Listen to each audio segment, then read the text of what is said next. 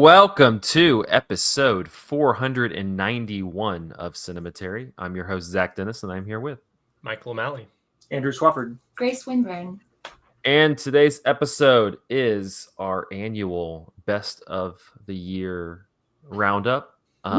These are the top 10 movies. This is the official list. Let me go ahead and make that joke up front. This is the official list. No other lists are official. It is pretty correct. I would say since pretty good list. The four of us here are the primary contributors this year. The list, there's the movies that we wanted to that put we on. want to talk about, that we believe in, that we. I would say compared to other years, all of these movies. There are other years where the list is famously skewed. Maybe doesn't quite deserve to be on there, but that's okay. Oh, you're gonna have to. You can't just drop that. You have to tell. No, I think each of us needs to. Okay. Yeah. Each of us needs to feel like one of these shouldn't belong. We'll get into it. Real quick. So at the top, we have a bit of housekeeping, a note on the future of the podcast. This is something that we've talked about internally for a long time now. A few people know, but we're making an official announcement right now.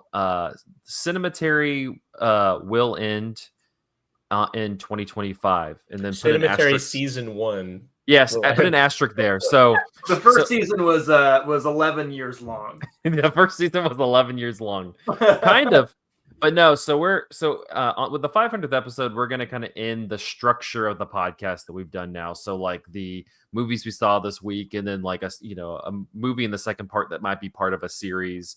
It comes out every 2 weeks. Like that whole structure is we're gonna be getting rid of, just because 500 is a good number. It's a good round number. We've been doing it for forever. I think, I don't know. I kind of speak for myself. I'm excited to go and do try out some different things. And what we're going to be doing is probably a structure that more people are familiar with. Podcasts like You Must Remember This and things like that do this. So we're going to be doing series, but what we'll do is we might take a number of months off, and then we'll come back with 4 straight weeks or 6 straight weeks or something, whatever it is, of like a season. Yeah.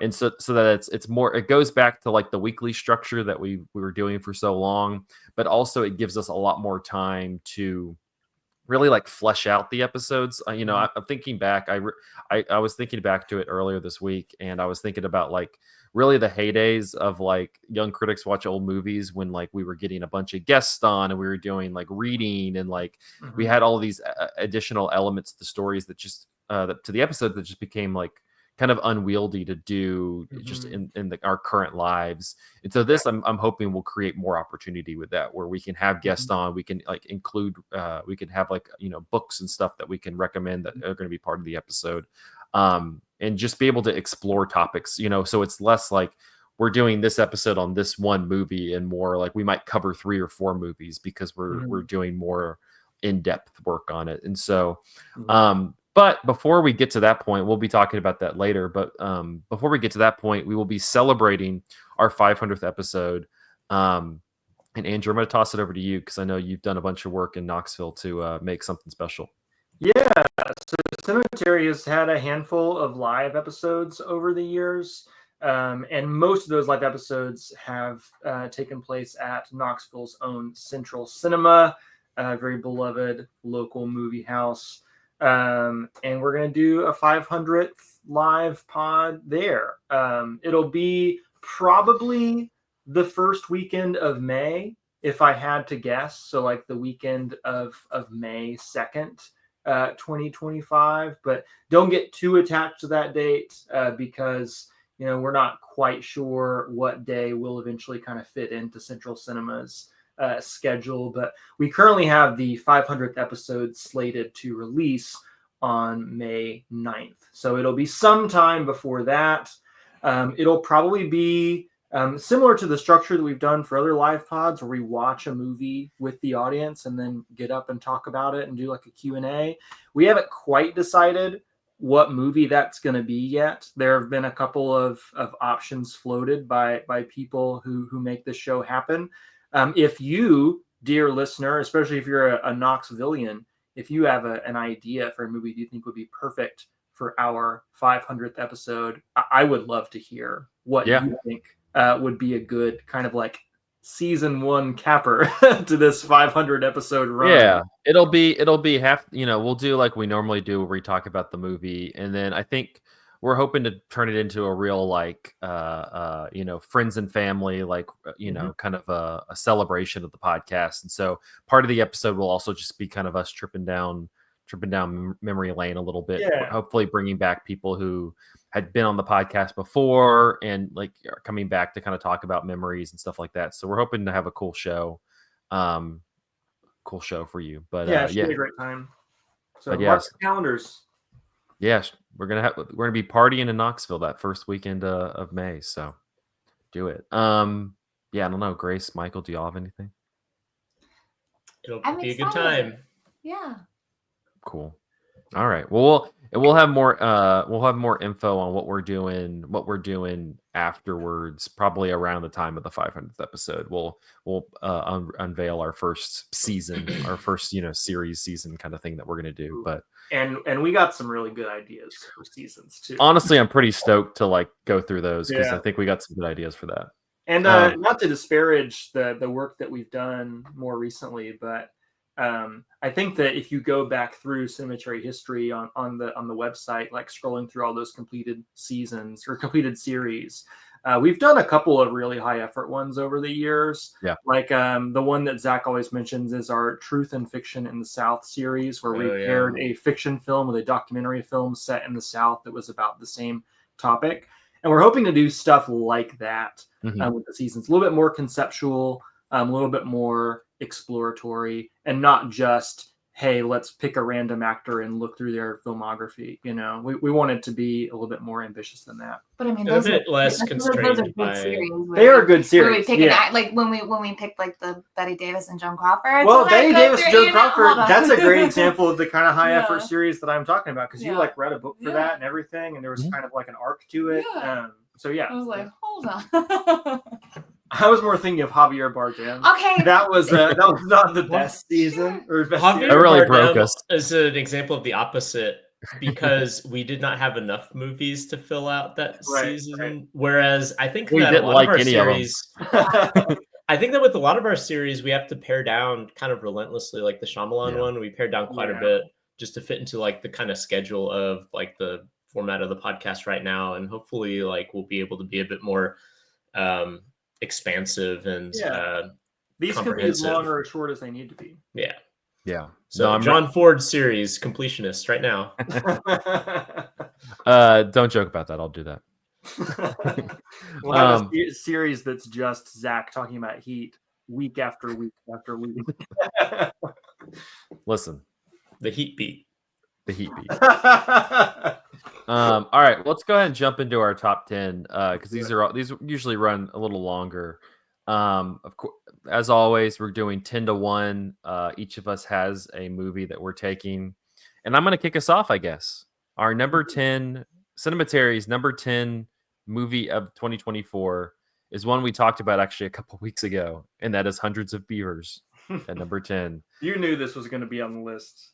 I was really excited. I even knew we hadn't even picked the list yet, and I rewatched this a couple nights ago because I was like, I bet you this is going to be on the list, and I'll be prepared.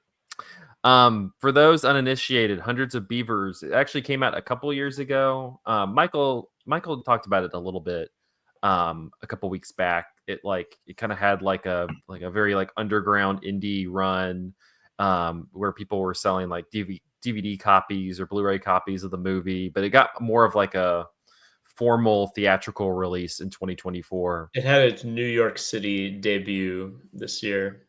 Yeah.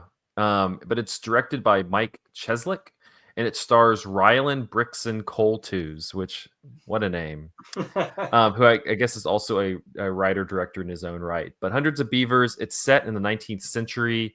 Rylan Brixton Coltuse plays a Applejack salesman who loses his whole Applejack, like apple cider empire when the beavers like chew down his giant like tankard of apple cider, and it burns all the trees. Everything goes to shit.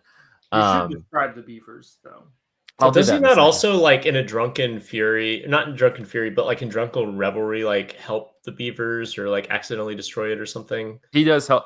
Yeah, Yeah. he does help destroy it a little bit Because as there's well. this like banging like sea shanty song or something at the beginning that describes the tale of the Applejack still. It's great. But anyway, so he's at the bottom, and in order to so it's in after that all that happens, he becomes a fur trapper with the goal of capturing as many beaver skins as possible because that is the way he will win the heart of the merchant's daughter. Very Buster Keaton plot Yeah, line. it's and that's a good segue. This movie is pretty much a modern day like slapstick Buster Keaton type. I would say kind of in the Buster Keaton Harold Lloyd realm of like physical comedy. It also feels like it was peeled out of a Looney Tunes cartoon. It has just such an incredible energy to it. I was thinking a lot about something we talked about in a couple episodes ago, where this is a perfect like you see this with a group of people type movie. Like it's a good group setting movie rather than like I watched it alone at home. I still laughed because I knew it was kind of coming, but it definitely hits better when you have a group of people. But it just it just has this like to me what stood out about it when I saw it earlier this year was it doesn't feel like anything else. It's very original, and not necessarily original in like we just made references to stuff that it's definitely referencing, but it feels very original in the fact that you don't get a lot of movies that kind of are pulling are pulling from Buster Keaton or screwball comedies or kind of Looney Tunes in the way that this is. This also my letterboxd review of this was like what was it? It was like I also mentioned like video games, Stardew Valley. There's some Donkey Kong Country in there. Yeah, silent Yeah. slapstick Stardew Valley Looney Tunes because it has this like almost video game element of like whenever he becomes the fur trapper and he's needing to collect the beaver skins and such, he goes through this very very transactional process where it's like 4 beaver skins for this thing, 2 beaver skins for this thing, and like a lot of the movie is you just is him like gradually like getting more and more of the tools. It also has him like unveiling more of the map. It feels almost like Legend of Zelda to a degree. Yeah. He's almost like a player too, and there's kind of like a Wile E. Coyote element to the movie where he's constantly trying new things to try to catch the beavers. But unlike Wile E. Coyote, when he fails, he doesn't move on to a new thing. He tries a better version of the thing that just failed. Yeah. And so there's almost like when you're playing a video game, you try and fail, and then you try that same thing again and kind of build your skills. And so by the end of the movie, he's doing things that basically are like advanced play, like almost like metagaming the movie. He's got the pro strats. Yeah, Yeah. exactly. Speed running the death of hundreds of beavers. Dude, the final sequence in the wolf cave though is basically like almost like a speed running sequence. Oh, Yeah, and yeah, also yeah. there's like some martial arts stuff that pops Mhm. up near the end of this movie as well. Yeah. It's kind of pulling from all of the different corners of the cinema landscape that really rely on like visual, physical performance, right? Yeah, definitely. But yeah, I think all of us have seen this, right? Yep. Mhm. I Yeah. have not seen it with a crowd, and I think that I would enjoy it a lot more if I saw it with a crowd. But I did enjoy it watching at home. Yeah. It's a blast with an audience. Mhm. I was laughing more at other people in the audience than I really was, because some people got like so tickled by some things, and I'm like, I've seen that in whatever episode of Looney Tunes, or like you can kind of like it's not that you can like anticipate what's going to happen. It's that like, oh, I think that this Mhm. might be how they top this, but then they top it again, and you didn't see that coming, and it's like, oh, that is There's very a- like well played. There's also just silly stuff. Like this time I laughed every time at the rabbits when like he would try to Oh my catch the God. rabbit and Yeah. then he wouldn't catch it and it would run off, and then every time it would run off and trip and then get back up and continue Oh, yeah. running. We And it made still me have laugh not every time. mentioned that all the animals in this movie are Oh, yeah. humans in like mascot costumes. Yes. Which is delightful. That The kind of variants on the mascot costumes are so funny. Like the recurring thing that always made me just fucking die in this movie was when Holmes and Watson showed up. And Oh Yeah. my god! Yeah, every that's single funny. time there's like a Sherlock Holmes and then the Watson like investigating all these beaver killings. Yeah. And every time they show up, it's so funny. It also felt like Monty Python and the Holy Grail when like Mhm. the police show up at the various like the scenes of the Yeah, crime.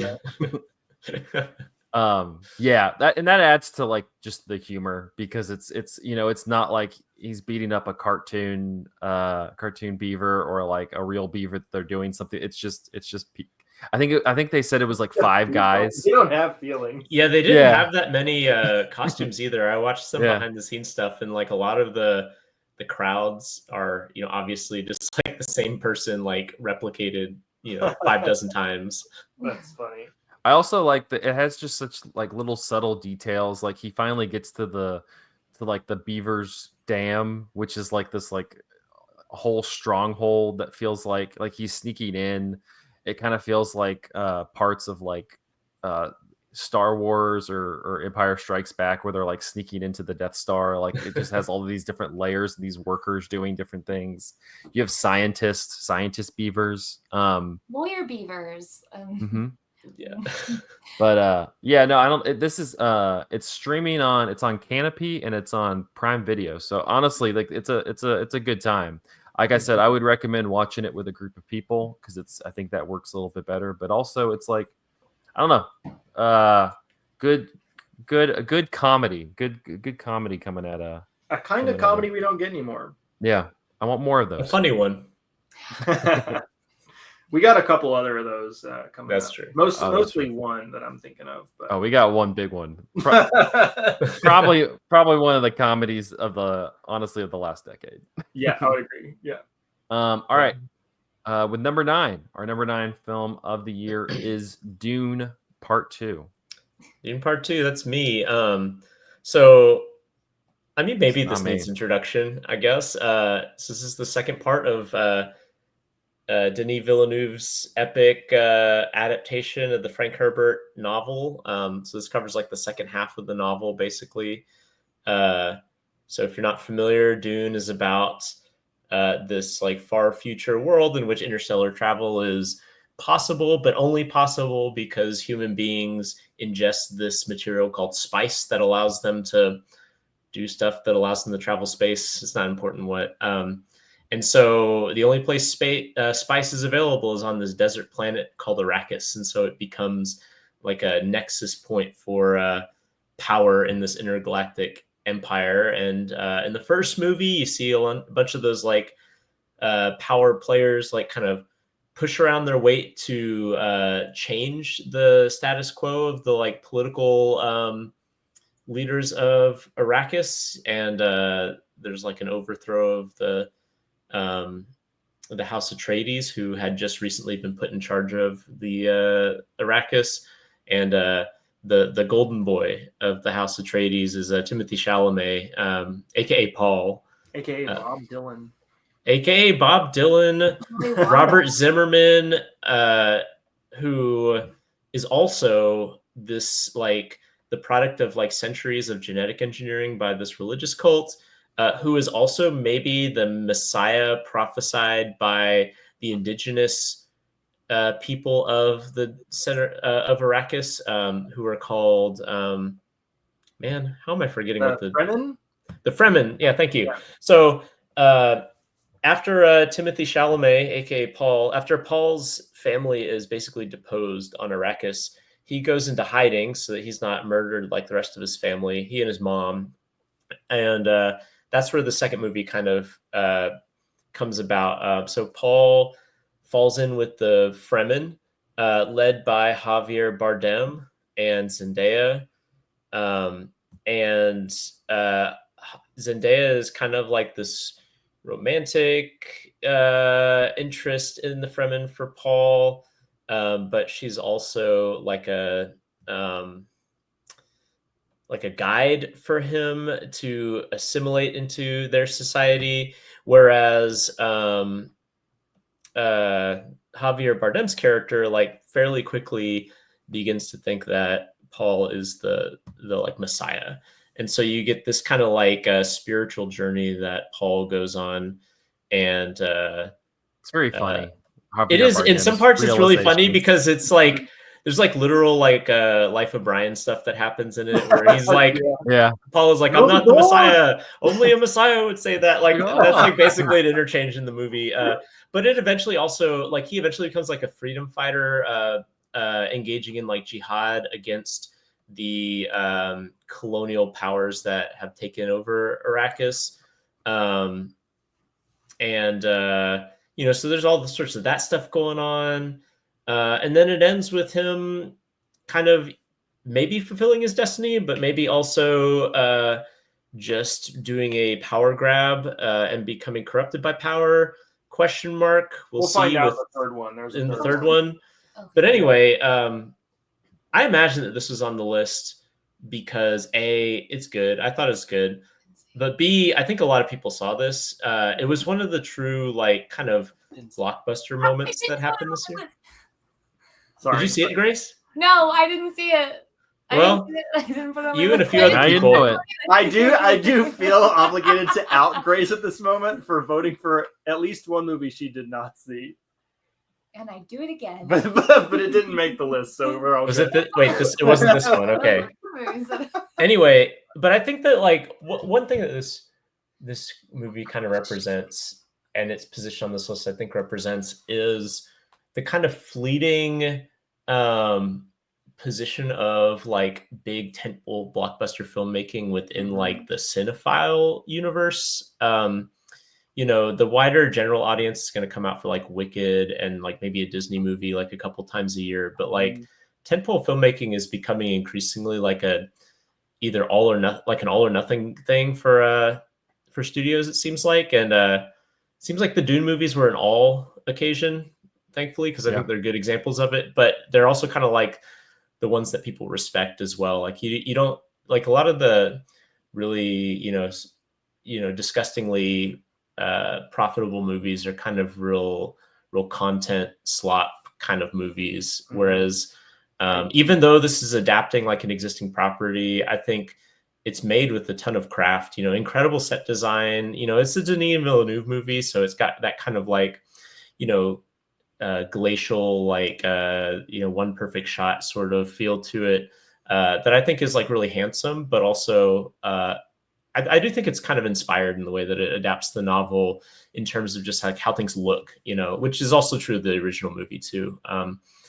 And I don't know. I think I like the original movie better. That was a bit more of a. And you're referring to the first Denis Villeneuve? Yeah. Sorry. There's a David Lynch movie from the 80s. I was going to say the original. When I said the original movie, I meant part one from like 2019 or whenever that was, or 2021. But I think a lot of the strengths of that movie are also true of this movie. I mean, like, AKA like great cast, surprisingly adept at adapting a book that's kind of difficult to adapt because of its scope and weirdness. Really great production design. So I think like all of those remain true in this movie. I think this movie is a little bit more of a what am I trying to say? The weight of it feels a little bit heavier in this movie than the first movie, and that's not as much fun. Like there's a lot of like the spiritual quest stuff that I think doesn't quite land as well as like the political intrigue that's in the first one. It definitely feels like a middle movie in a trilogy where we're getting from point A to point B a lot. Which is funny because it's supposed to be the finale of the book. Like, because they just took the book and chopped it in two, and you would think that the second half would be more exciting. And what happens in the book is basically the same thing that happens in the movie, except it's a lot more interior. And you spend a lot more time like on these weird, like kind of mystic quests that Paul goes on. And the movie does that too, but the book is kind of hippie-ish and psychedelic, whereas this movie is not. Like Villeneuve is has an eye for things that might look psychedelic in a screen grab, but are very like materialist and sturdy, like when actually seen in motion. It's grounded. It's like low fantasy, despite how, you know, outlandish the sci-fi world is, right? Yeah, and I think that's probably like a good approach for Dune overall, in the sense that like it turns it into something that's more adaptable. Like you have to.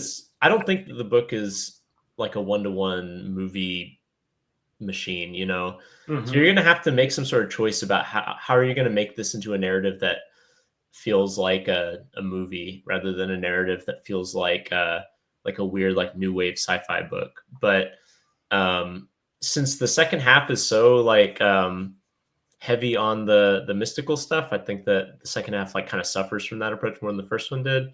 That said, I mean, it's still good. Like there's some really exciting sequences, like with the the Fremen, like doing like raids on the spice miners and things like that. That's really exciting. And there's like the political subtext to it, which is kind of thorny because there's a fair bit of like orientalizing of the Fremen, but also That's on Frank Herbert's part, right? Yeah, but the movie itself doesn't really the movie does the kind of stereotypical, like the Hans Zimmer score, for instance, is like chock full of like Orientalist music, for instance, and not like music that is of the whatever Iraq or some country in the Middle East that we would say, but like music that is meant to evoke the kind of colonial stereotypes of that. Like there's a lot of that. There's a lot of the movie does kind of lean into the kind of Muslim overtones of like some of the Fremen stuff that I don't think it necessarily had to in adapting the book. So anyway, but on the other hand, it is sympathetic to the kind of anti-colonial jihad, which I don't think is like a foregone conclusion in Western movies, even that are sci-fi. Yeah. So I don't know. It's a movie with a lot to offer. It's not a perfect movie.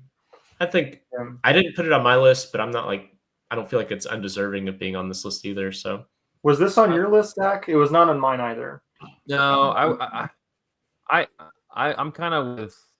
I don't know. I'm kind of middle. I'm kind of mid on the Dune movies. They don't really get me crazy that much. They're fine. They're entertaining, but I'm not super high on them.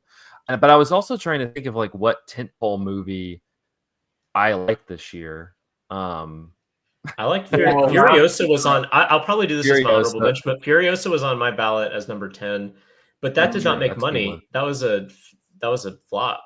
I found it very disappointing. But Zach, were you a fan of the Avatar sequel that came out last year? But that was 2023, wasn't it? Or 2022? Way of the Water. I'm just thinking of like other tentpole movies. Way of the Water ruled. Way of the Water is so goddamn good. It's so last year. Did I put that on this year's? No. I was just asking because like it does feel like it's a dying kind of movie, right? But there are some like reliable franchises, like so Avatar, which I guess is a franchise now that there's finally a sequel. The Mission Impossible movies are reliably very good. The Mission Impossible movie did come out this year. That was 2023. That was last year. Was it?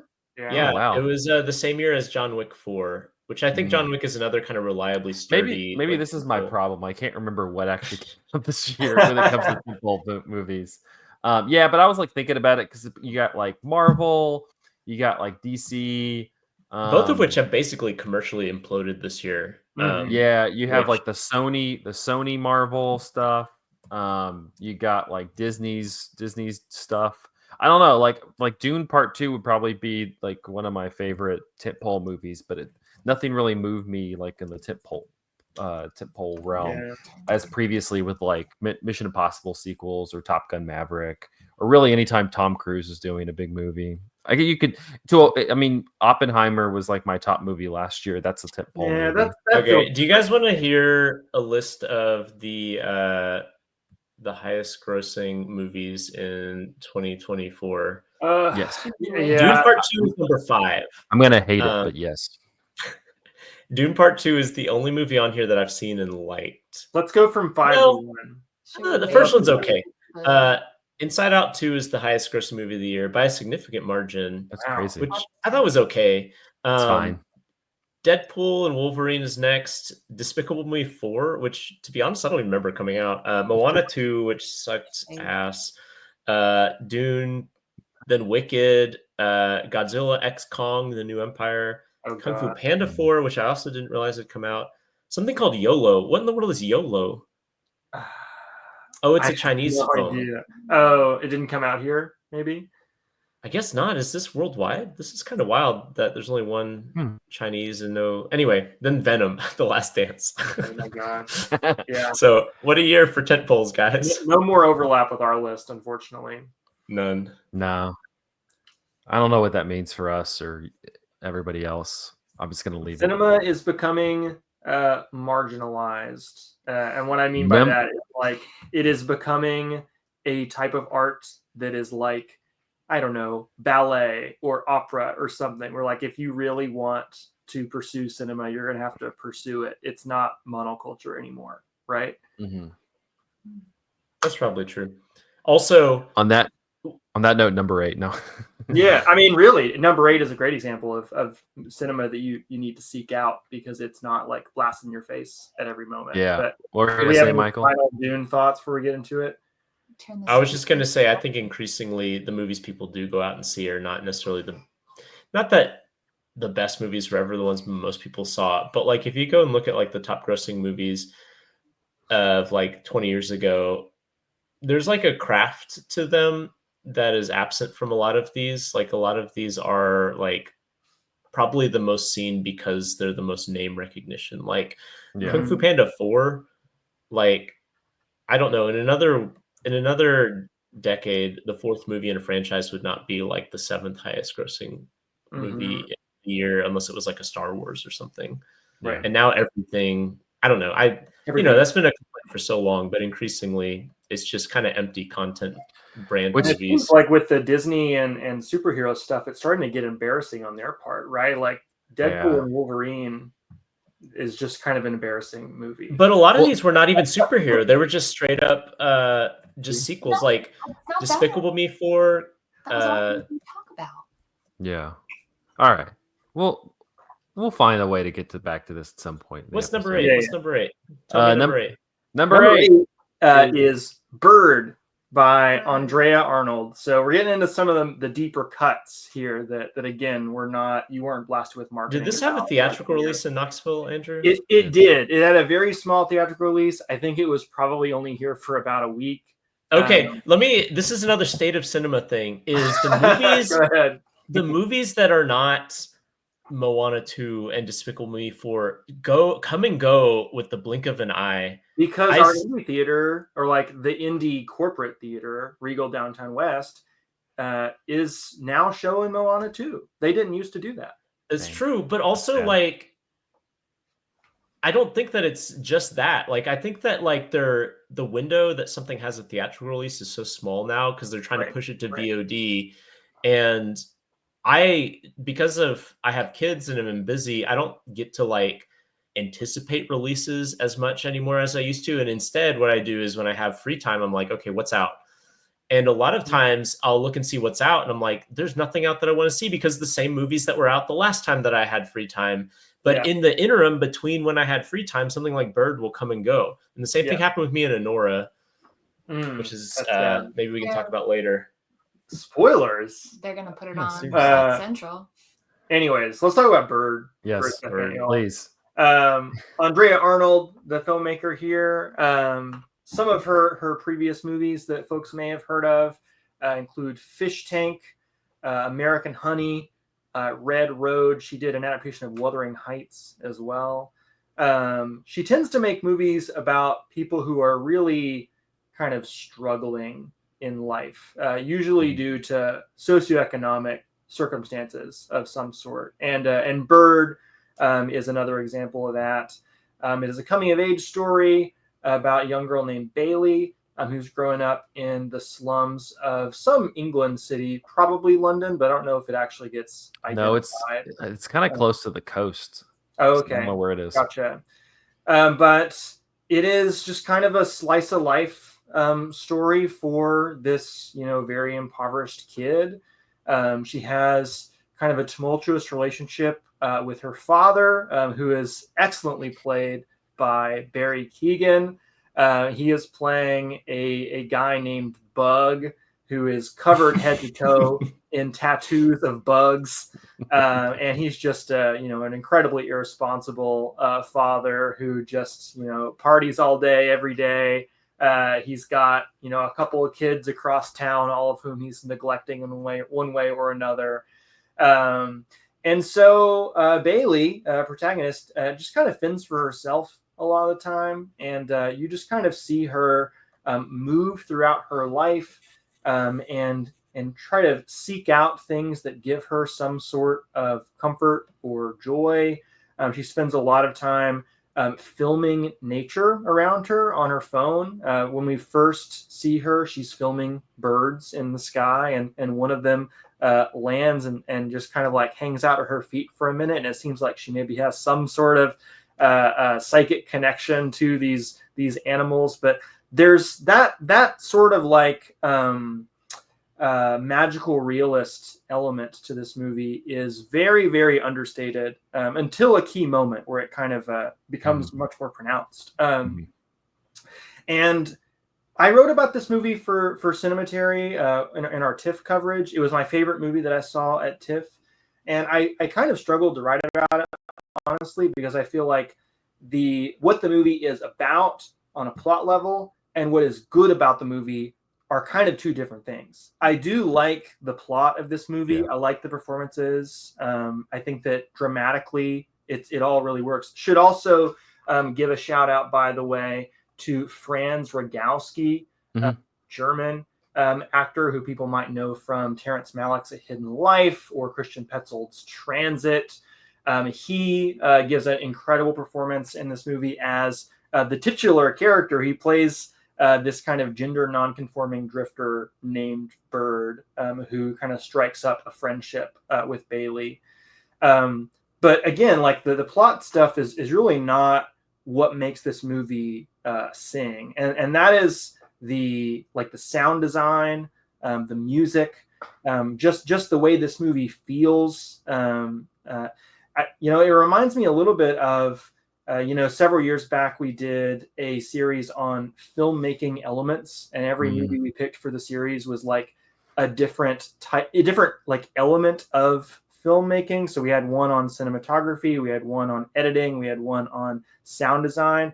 And for sound design, we did Portrait of a Lady on Fire because that movie uses quiet in such a like moving and affecting way. And I feel like Bird is doing something similar with music and with sonic texture. Andrea Arnold uses a lot of music in her movies. She really loves like leaning into a needle drop. Like near the end of the movie Fish Tank, the young female protagonist of that movie ends up having like a little dance party in her kitchen with her mom to the Nas song "Life's a Bitch and Then You Die." And there's similar things happening in this movie. There are all sorts of needle drops that kind of like serve different purposes, and they are from all across the musical spectrum. You will hear both Coldplay's Yellow and Redneck's Cotton Eye Joe in this movie. And all of that, this kind of like broad patchwork of music is stitched together by what I think is a pretty incredible score, though I'm biased because the score is by my favorite electronic artist of all time, Burial. Burial's music kind of spans a really wide range of sounds. Some of it is very ambient, some of it is very like club banger heavy. But the thing that kind of makes it all sound like Burial is this focus on atmosphere and texture. You can kind of like feel there's kind of like a tangible quality to the soundscape of a Burial song. He will include, for example, like the hiss that you might hear on like a really dusty record whenever he's sampling something. It sounds like there is a physical component to the music you're listening to. And that feels very true about Bird as well. The world that Andrea Arnold drops you into is a world that you can kind of like hear and smell and touch. It's such a sensory heavy movie. And I think so much of that has to do with the sound design and the music. So if that sounds like an appealing cinematic experience to you, I would definitely recommend seeking out Bird. It was one of my favorite movies of the year. I think I had it as number 4 on my list, but it is one that you're going to have to go digging for a little bit. Yeah, I think Mubi picked it up. So if you have Mubi, MUBI, you might be able to watch it. Yeah, I had this kind of middle of my list. We saw it at TIFF. It's really great. You mentioned Franz Rogowski. He gives such a just like kind of warm performance, but also like the way he uses his body is fascinating. And the way that Andrea Arnold captures like his body is really fascinating. Like there's these shots of him where Bailey can see him like perched up on this building kind of from where she's like sleeping, and it almost has like this like gothic quality to it. It feels like almost like a bird, but also like a gargoyle. Like it just feels like something like celestial. And yeah,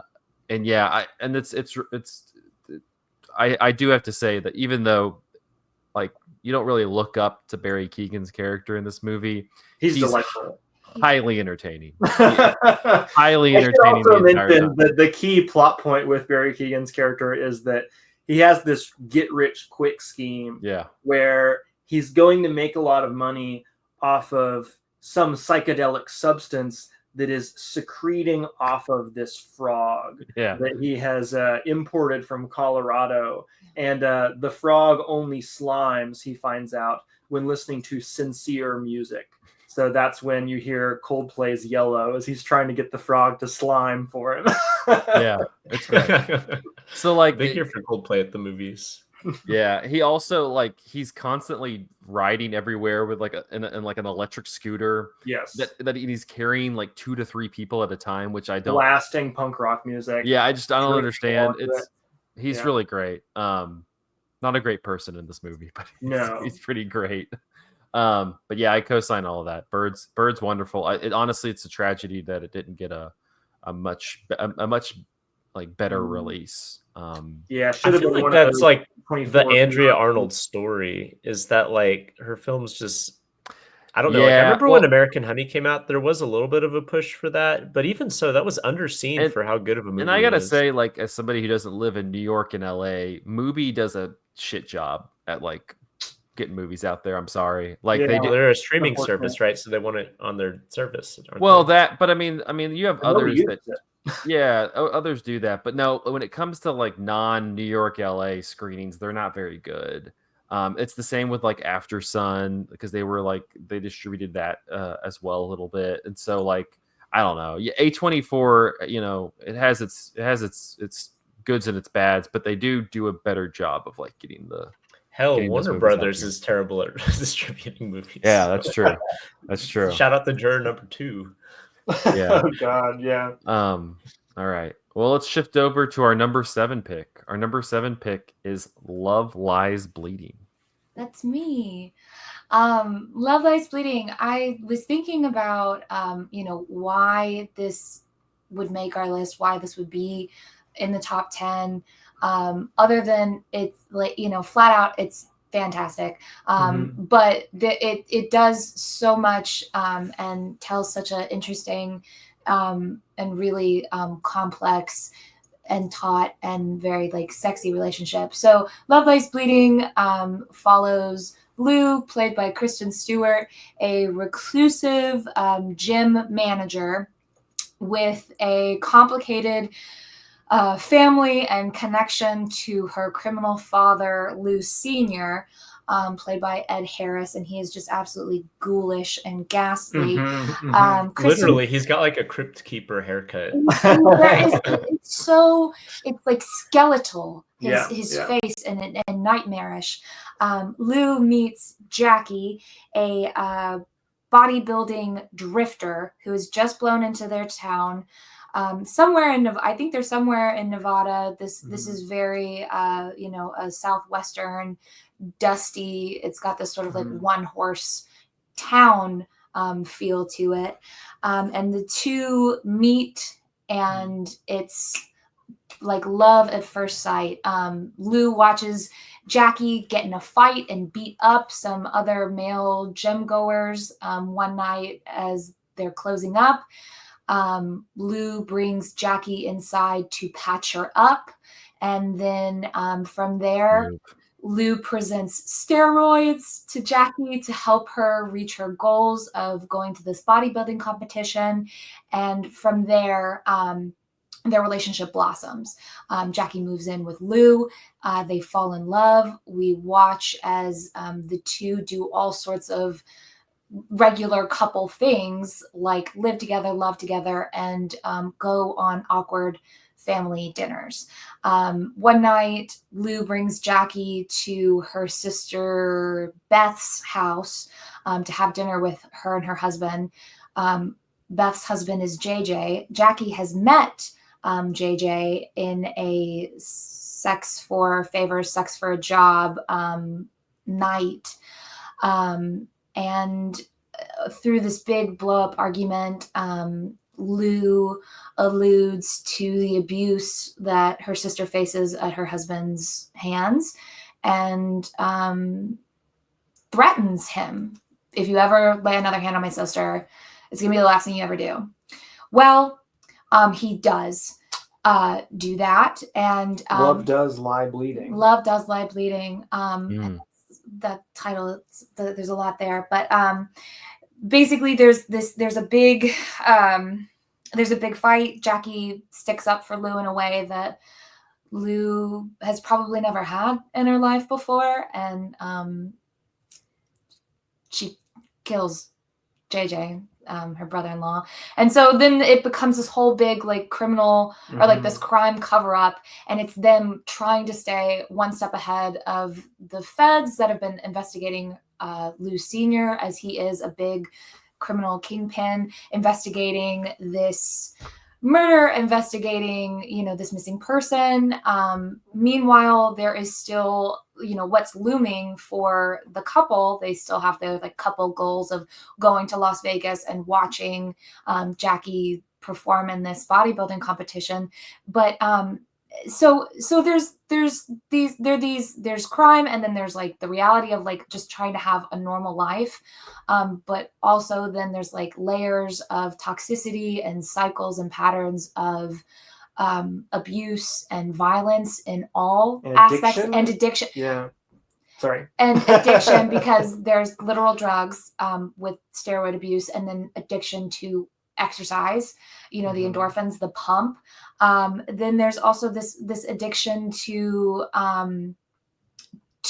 loving a person that sees you at your ugliest, at your most violent, at your lowest, and still loving you through it. There's this real grittiness and a real messiness to Lou and Jackie's relationship, because they meet, it's immediately like, hey, I can give you drugs, I can give you a place to stay, I can give you some, semblance of stability that you as a person with a past, you, Jackie, as a person with a past that we don't really like know too much about. It's sort of alluded to in a phone call to her family when she's in this sort of like drug-induced state, like running away from town to try and get to this bodybuilding competition.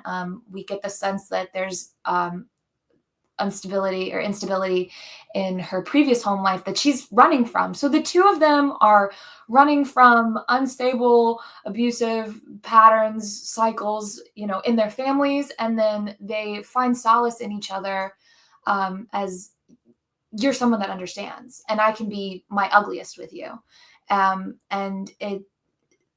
So then there's that aspect. But like, I think my favorite part about this film, like on the whole, is that it could have just been two sort of star-crossed lovers trying to break whatever cycle that they found themselves in. And that would have been compelling enough. With the crime aspect to it, that would have been compelling enough. But then there's these like really interesting, there's like this. It's really interesting with the psychology and like these sort of these flashes of Lou's nightmares, and then there's like the psychedelic drug-induced stupor that Jackie goes through a few times, especially specifically when she's doing her bodybuilding competition. She has this, she overdoses on juice and then starts to see the most insane things, and she pictures herself vomiting up a full-grown adult Lou, sort of like she's giving birth to her. What does that mean? What's the, like, you know, what's the diagnosis behind that? But then in the third act, everything just sort of takes an immediate left turn, and you're not going to give away the big thing. Okay, then maybe I shouldn't. Maybe I'll stop because it is when that happens. It was like, holy, big thing. Wow, this has so much more to say. It's a surreal movie. It's a real, it's a real surreal movie, and just like it's so interesting. It really swings for the fences, and it delivers in every way. It's not just a lesbian romance; it's a toxic lesbian romance. It's a toxic criminal lesbian romance. Everybody's hot. Everybody's talented. There's real. You know, like there's also like real chemistry between Lou and Jackie that just makes everything so much more compelling. But then from beginning to end, I just, one thing that I really latched on is in Lou's duties as a gym manager, she's unclogging a toilet. And at one point, the plunger just isn't enough, and she has to get her hands dirty. She has to put. It's like the opening scene of the movie too. It is the opening scene. She rolls up her sleeves and she reaches down into the toilet to unclog whatever the fuck is in there. So it's like that just alludes to like she is hands on. She will get it done. She's not afraid of. Is it? Does it? Hold on, but then. At the very end, she has to put her hands on something or someone. The way that you're describing this is so much wilder than what is actually in the last part of the movie that you're referencing.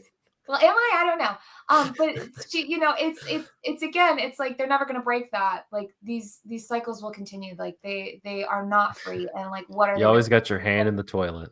Well, I got your hand around somebody's neck, or you know, down somebody's throat, etc., etc. But it's the hands-on aspect of it. Yeah, it is a. You said gritty earlier. It's a very gritty movie. Like so much viscera and it's pretty. Fluids. There's some pretty gross parts in this. Yeah, the steroid stuff can get pretty gnarly too. And like, you know, it came out in March, and then to have like such a full movie or such a full, you know, great year. It's been a great year for film, great year for movies. I'm glad that it, you know, it still made the list. And with it coming out in March, I worry that people might have missed it. But I hope that there are some freaks out there that caught it. It's for the freaks. It's for the freaks. It's streaming on Max right now. So catch it. It also feels like a pretty significant entry in like the lesbian film canon. For sure. Not that many like really high profile lesbian movies. You know, you can think about things like I mentioned Portrait of a Lady on Fire earlier. Bound is a movie this really reminds me of. Also a little bit Desert Hearts as well.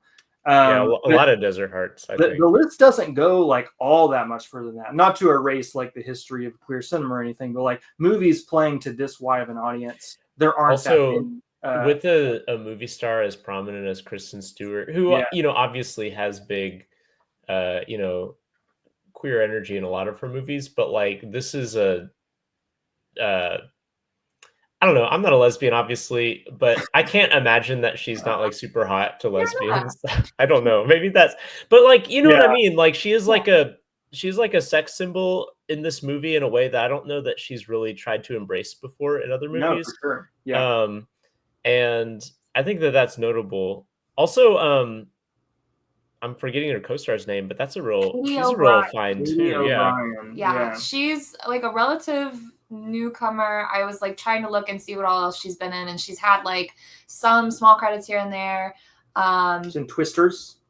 That was really? She's in Twisters. From having broken out, I think from this. I think like there's no way that she's. I hope we will be seeing a lot more of her because she's really good in great. this. She has like a real genuine freshness to her. And I think that her as Jackie, I was like, yeah, I get it. You know. Yeah. So. Well, Love Lies Bleeding, like I said, it's on Max. That's one I still haven't seen. So It's real It's good. really good. You should watch it. after this description, I gotta watch it. I really want to know what you think about it, Zach, because I don't think I like this movie quite as much as other people, because those big swings didn't always hit for me. But there's a lot. I really love the cast though, and I like a lot of elements of this movie. So I'm glad it's on this list. But I can imagine it being divisive for some people. Maybe just me. Well, let's move on. We'll do one more film before taking a break. We'll go on to our number 6 film of the year. And that's one we've talked about. We had a whole damn series about the director. It's Trap. Trap. Is it because of Trap that we did a series? A little bit. Yeah. A little bit, yeah. A little bit. But also Trap kind of slaps as well. Trap slap. Yeah, for those who have not seen it, Trap, it's the latest M. Night Shyamalan movie. It stars Josh Hartnett. And he is playing a father who is taking his teen daughter to a pop concert. Pretty much, it's like a Taylor Swift like Eras Tour show. But it's Shyamalan's daughter. But it's the pop star is Shyamalan's daughter. And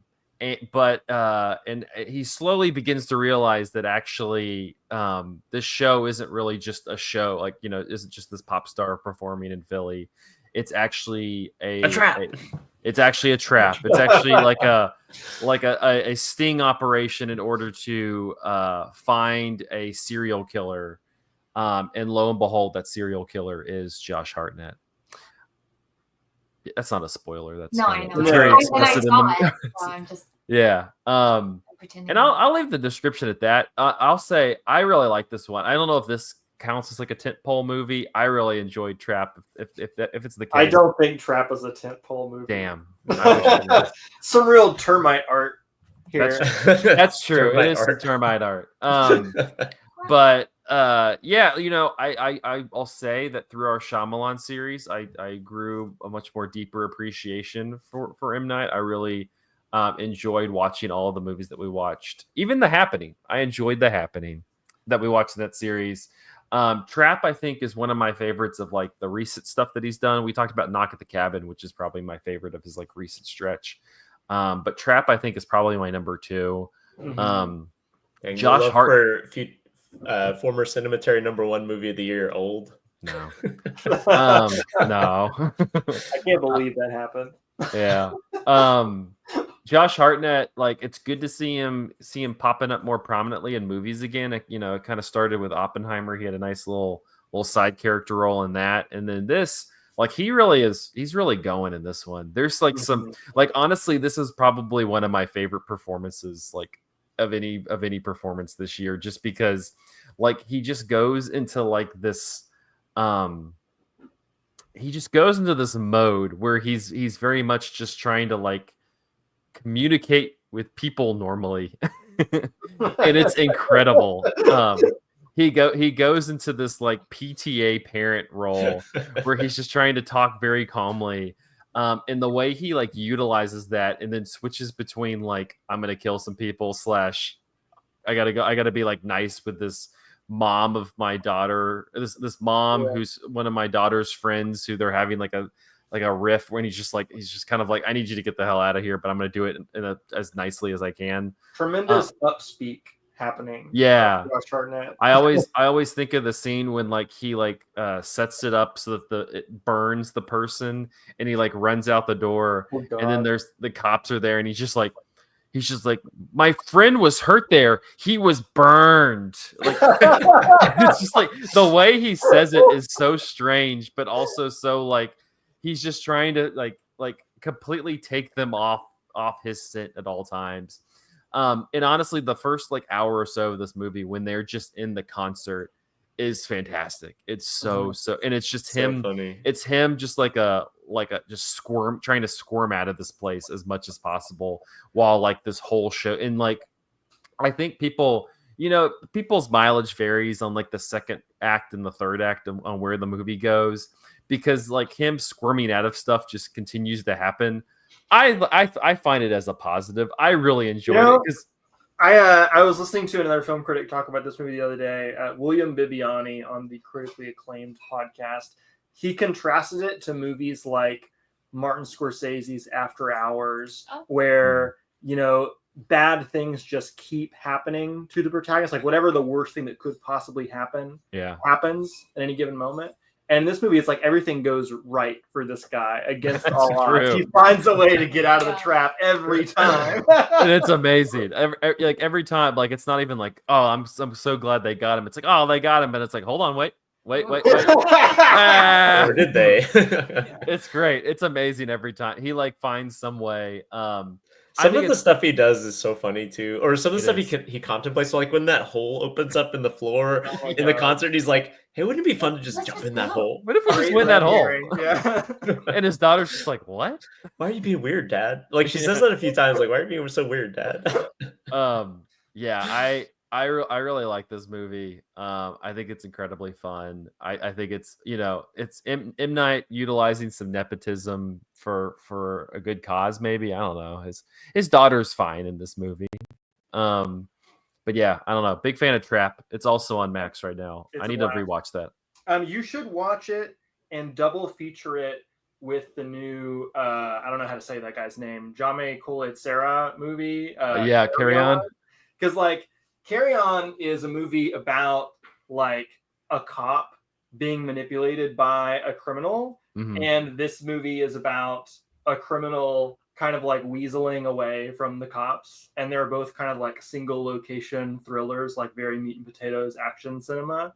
I don't know if you'd call Trap an action movie, but similar vibe those movies have going, and they're both free. You can watch Carry On Netflix and watch Trap on HBO Max if you got that. I co-sign on Carry On. It's a fun time. My mom very much enjoyed evil Jason Bateman. She's like, he's evil, but like it's Jason Bateman. He is the best part of that movie, I think. I agree, yeah. All right, well, we're gonna take a quick break, and then we will be back with our top 5 movies of the year after this. Yep. All right, and we are back.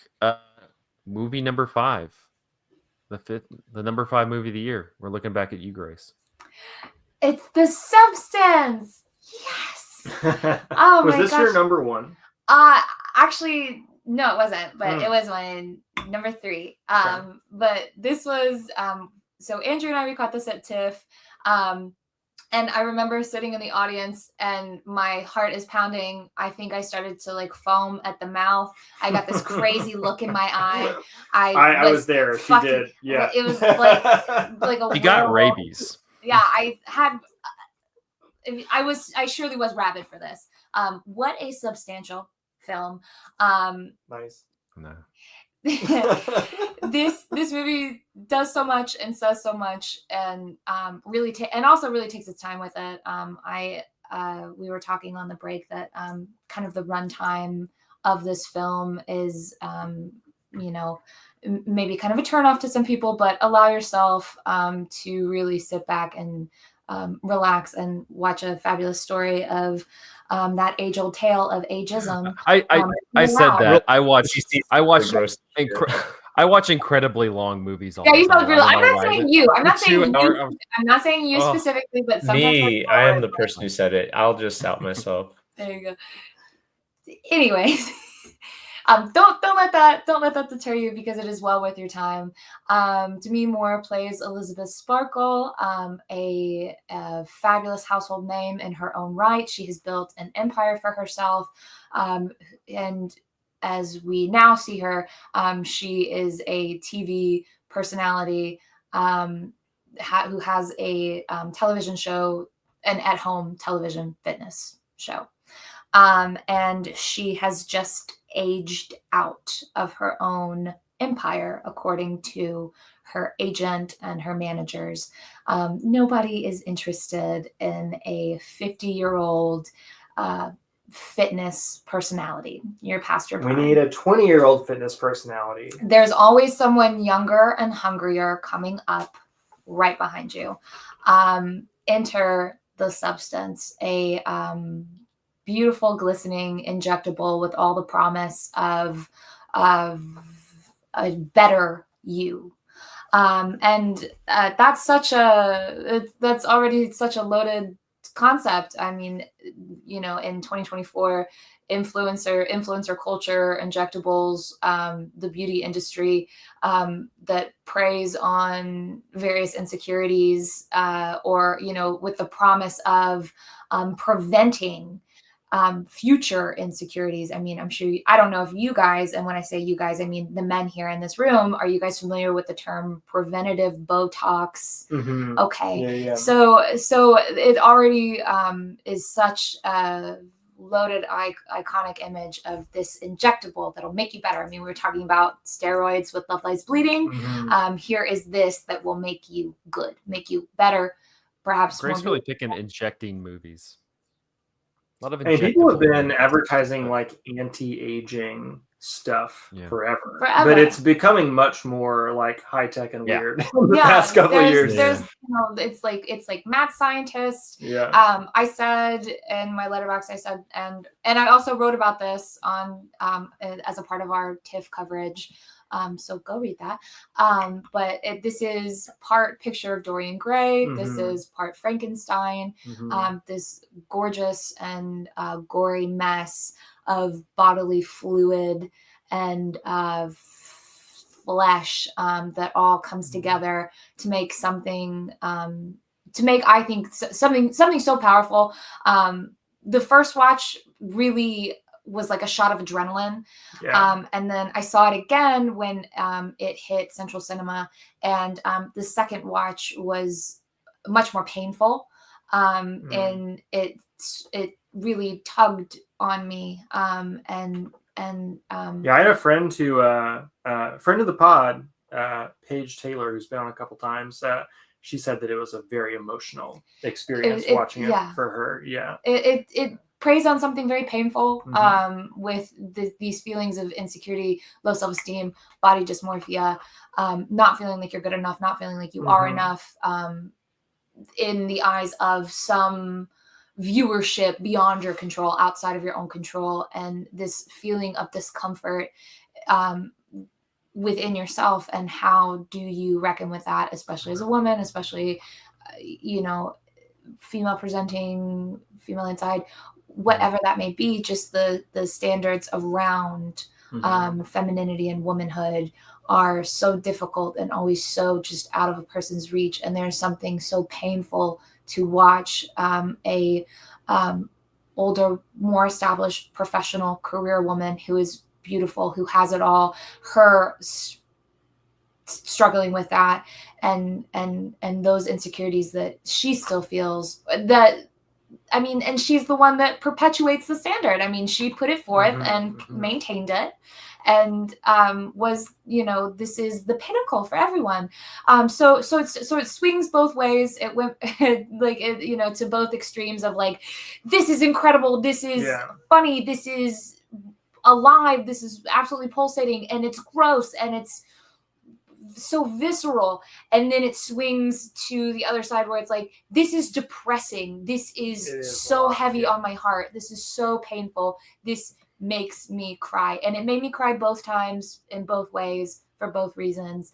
If you have not seen The Substance, this is well worth a watch. This is fabulous. I think Demi is incredible. She really gives all of herself over to this film, to the even extreme, body horror and these practical effects. I think that also Margaret Qualley is really, really fantastic in this. For me, she doesn't really like dazzle in a lot of things that I've seen her in. I'm thinking like Once Upon a Time in Hollywood, and then I didn't see her in Drive Away Dolls. I did not like her in Drive Away Dolls, Yeah. but I thought she's really good in this movie too. I agree with you. No, she was really good in this, and she gave like a very different performance as well, as Sue. Her as Sue, when compared to Demi as Elizabeth Sparkle, they present two Contrasting. Yes, thank you for the word. Two contrasting characters that are, you know, the same, that are two sides of the same coin, that like young and hungry selfishness, and then the established depression when like everything you know and love has been taken away from you. Like, what do you have if you do not have your career, if that's your identity? So this is, watch it now. Stop listening and go watch it. Michael, have you seen this one or no? I did, yeah. I like I said, I was the one who made the critique that it was too long, which it is a pretty hefty runtime. It's like 2.5 hours. Too long, The third act, it's like punch after punch. Dude, the third punch, act, and, I really thought I've seen a lot of people have like say that the very ending didn't work for them, like the kind of final twist here didn't work for them. But I thought that was actually one of the stronger parts of the movie, and is like a really good intersection of like what you're talking about, like the tragedy and like the kind of like underlying like pathos of the movie with like the gore, because like the ending is extraordinarily gory, but it's also like deeply sad, I think. And I thought the ending worked really well.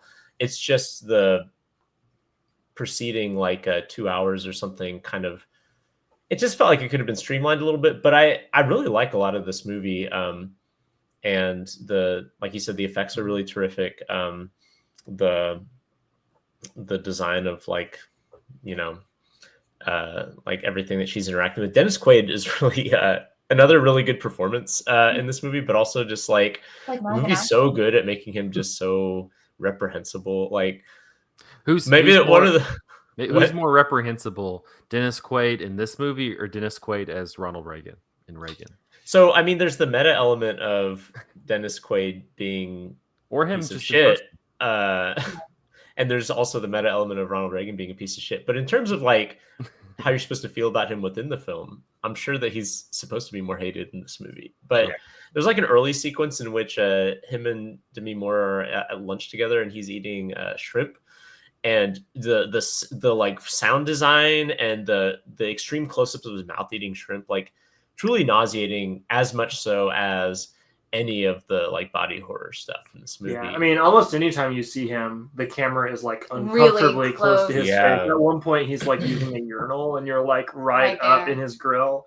And one thing that I really like about this movie is so much of its ideas are communicated through cinematography and visuals. There are long stretches of this movie where there's no dialogue whatsoever, and it is all just like you kind of watching her go through the motions in her life in this kind of like repetitive, cyclical fashion. And the movie doesn't really, I want to say it doesn't really hold your hand through explaining those things to you. But I would also say that one of my gripes about this movie is it does a little bit too much like over explaining of its ideas and like re-underlining the themes over and over. It does kind of like circle back to the same point again and again, which, you know, it's a fair point. I don't disagree with this movie about anything. But it does, considering the runtime is what it is, I did find it to be a little grating by the end. But I do, in general, like this movie and think that it's a really strong, impressive piece of work.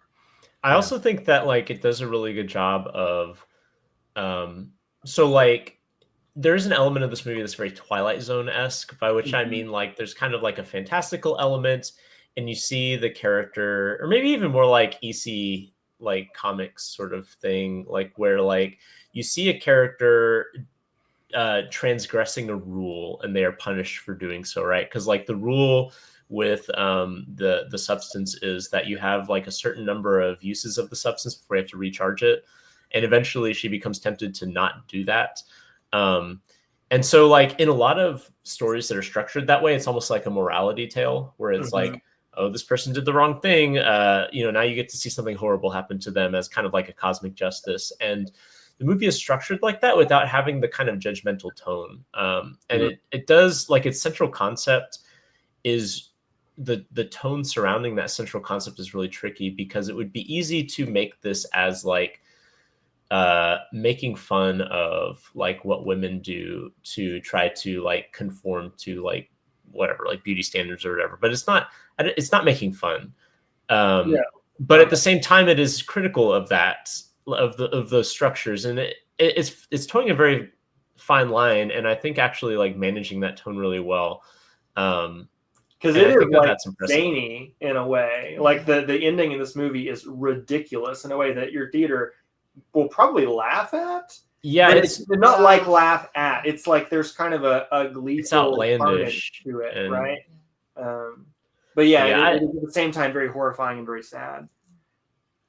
Yeah, it's a good movie trapped in maybe too much of a good movie. A little too much of a good thing, yeah. Well, like we said before, it's distributed by Mubi, so I'm pretty sure you can stream it there. But it's also you can like rent it places. I just think it had a pretty good release. It did. A lot of people saw Everybody this. saw it. Yeah, that's what I was telling Grace before we jump back on. Like, it came out like I remember y'all saw it at TIFF and were really high on it, and then like a week or two after the festival, it went wide, and it like became very much like it's still talked about in like kind of film social media. Absolutely. I mean, I had high school students talk to me about it. So I think that this movie will definitely have kind of like a cult status as years go on. I definitely had a lot of bar patrons talking about it. This to me feels like it could be in like the same sort of vein. I'm going to say movie, please don't laugh. Very Jennifer's Body. I think like very Jennifer's Body. Okay, great. I think that did not get a good reception. I was about to say, I think it's even ahead of Jennifer's Body. It's way ahead of that, but it's like that. It's like Ginger Snaps. It's this Frankenhooker. It's this like very necessary female body horror, and so compelling. And very rewatchable. No, I agree. Yeah. All right. Well, our number 4 movies is the number 4 on this list. Oh my God. Is this the movie I am remembering? That movie's number 1 in our hearts. This movie so easily could have been number 1. I thought it might do it. I really thought that it might make Zach, Andrew, and I could have colluded and made this number 1. We should have done that. That's why I say right now. We're promoting it to number 1. It's number 4 on this list, but number 1 in our hearts. Michael, explain Rap World. This is such a wild movie to talk about after The Substance, because whereas The Substance is about like a very particular set of like experiences that women experience in the world, like Rap World is in its own way about a very specific set of experiences that men, the horrors of masculinity. The horrors of masculinity, and also like the maladaptive ways in which masculinity like navigates the kind of the world that is ruled by kind of like patriarchy. So anyway, this movie is it's like a comedy. It's a comedy by Conor O'Malley and like some other like online comedy people. We've talked about it, I think, right, on this podcast. We have, yeah. So anyway, like the premise, the narrative premise is that Conor O'Malley has gotten this group of guys together one night that they're going to record a rap album. They're like a big rap opus. The kind of meta narrative that's going on is that this is almost like a found footage thing of like they've had a camcorder that they've been passing around. Well, they say that they're going to make a documentary about the making of this rap album. This is like the Genius Kanye documentary, except if Kanye had never become famous. Right. Like, and so you're watching like the footage of themselves throughout the night, and like these guys are all like actors in their 30s and 40s, it looks like, but they're acting as if they're teenagers or maybe in their 20s. Like there's a big Arrested Development on.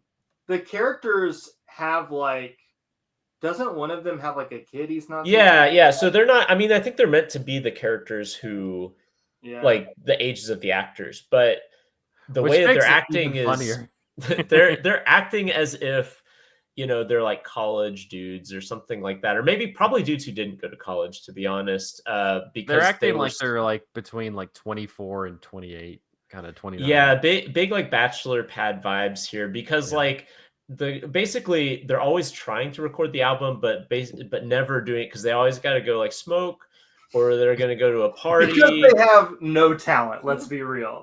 It's not that they have... So they do, in fact, have no talent. But the operating factor is not that they have no talent. That's not why they're not recording. It's that they are afflicted by, like, the dumbass that afflicts like many men, specifically suburban men. So this is in like a literally suburban men in 2009. In 2009, which is when this is set. Sorry, I forgot to mention this is a period piece set in 2009 One of the in most hideous periods of world Tobyhanna, history. Pennsylvania, which is like Tobyhanna. a small town, not too, like I think maybe an hour outside of Philadelphia or something. I don't know. Pennsylvania people are probably gonna ding me on that, but I don't know where it is.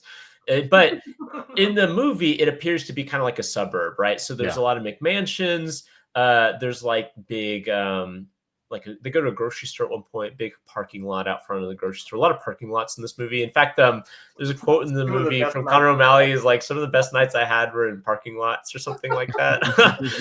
And so like, I said this is about a masculine experience because I think it really does truly capture something about the psychology of the kind of suburban male, maybe the suburban underemployed male, because like circa like right around Great Recession time, right? Like so that, and it really captures something about like just like what being a dumbass was like back then. Like, you know, you've probably watched The Dark Knight, you've probably watched a bunch of Jackass and stuff like that, and that like informs your ethos. And there's also this sense of sincerity, right? Like there's the internet and social media have not yet made everyone super self-conscious about how they present. And so like there is just kind of like this braggadocio, this kind of like unself-conscious like self-promotion and self-documentation in this, in the way that a lot of private videotapes were, where you're just like goofing off in front of the camera and like not anticipating that lots of people are going to view it, right? So it's not filtered through that sort of like social media sieve where you're trying to like present to an audience. Rather, these guys are presenting to each other. Though And it's not as if they are completely sincere with one another. Like part of the masculine dumbassery of their age and the masculine dumbassery of like all time is like these dudes being incapable of having like an emotionally genuine moment with one another, right? No, but they are though. Like what? But the ways in which they go about having genuine moments are through like dumb ways. Like one of the the ways that they like cut through like what they might have said if it weren't like 4 a.m. or something like that. You know, so like one of the guys at one point is like, Willy Wonka is my favorite movie, and that's like a genuine disclosure I on have a his part. confession. Like, and he's presenting it as a genuine disclosure, and I think that like, you know, you would have said like Die Hard is your favorite movie or The Dark Knight is my favorite movie or something like that, right? But that in and of itself is like a moment of sincerity that like, I don't know. So like in a sense, like there's a dramatic irony to a lot of the movie where you're watching these guys try to be people that they're not, but by watching them try to be people that they're not, you're like watching them like actually show you who they truly are. And it's also just so funny. Like there's so much of this movie that's so funny. This movie is just full of incredible lines. I was thinking about it like it's just 2025 now in terms of like the 2020 decade, but like we already have 2 instantly like top comedies for this decade between this movie and Bottoms. Just endlessly quotable, amazing comedies. Dude, so much funny stuff. Like there's this part where they go to this guy's house for a party, and while they're going, the side of town that they're going to is the slightly nicer side of town, and they're like, dude, I'm gonna steal an iPod from these rich people. And the other guy's like, no, dude, don't steal anything. And then they go in and they find out that this house belongs to this guy's uncle. And the first thing that they hear from this guy is like, yeah, my uncle just died. And so we have this house. We're not sure what to do with it. And then the guys who were walking up to the house like, go. And he's like, dude, his uncle's dead. We can take whatever we want. And then like, eventually you do see some of their rap bars, and that also is very funny too. Tobyhanna, I only eat at Benihana. There's a lot of like, there's one scene where there's a lot of scenes where they're in drive-throughs. I forgot there's one they go to McDonald's at one point. I forgot what other drive-through they go through.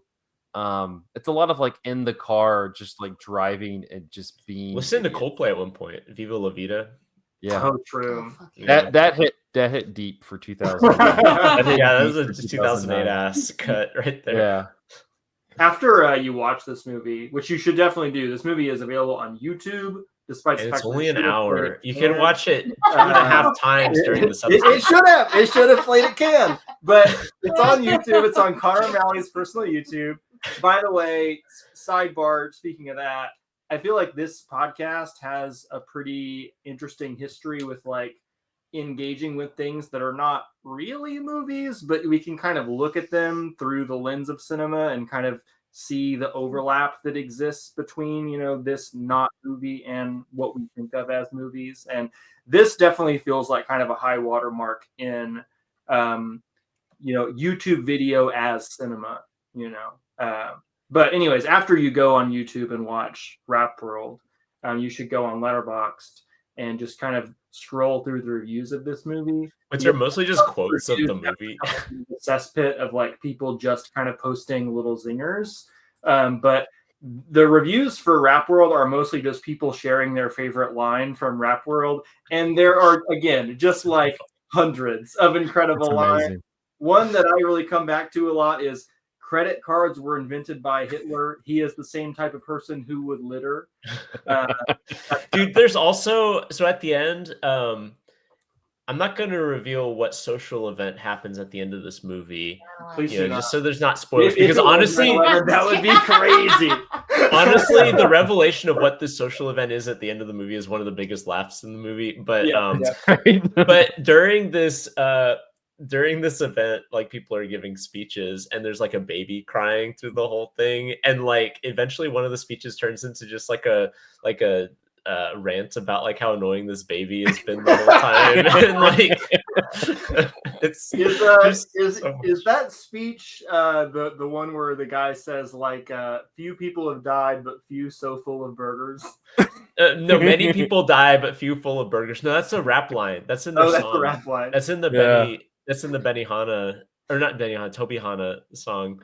There's so much great there's like a scene talking about like just them with a camcorder. There's the scene where they find a gun and they're all just like but they're just like doing poses with the gun, like they're getting in with like a MTV style like rap. Yeah, like they're just doing like that in front of the mirror and like then like taking a cell phone. Like it's the most like if you there's a lot of Freudian imagery, let's just say. It's not amazing. just Freudian imagery, but like imagery rushing back from the back of my brain because I experienced this shit when I was alive in 2008 and 2009. Like I had evenings that were not identical to this, but I had many evenings like in summer home from college or something like that.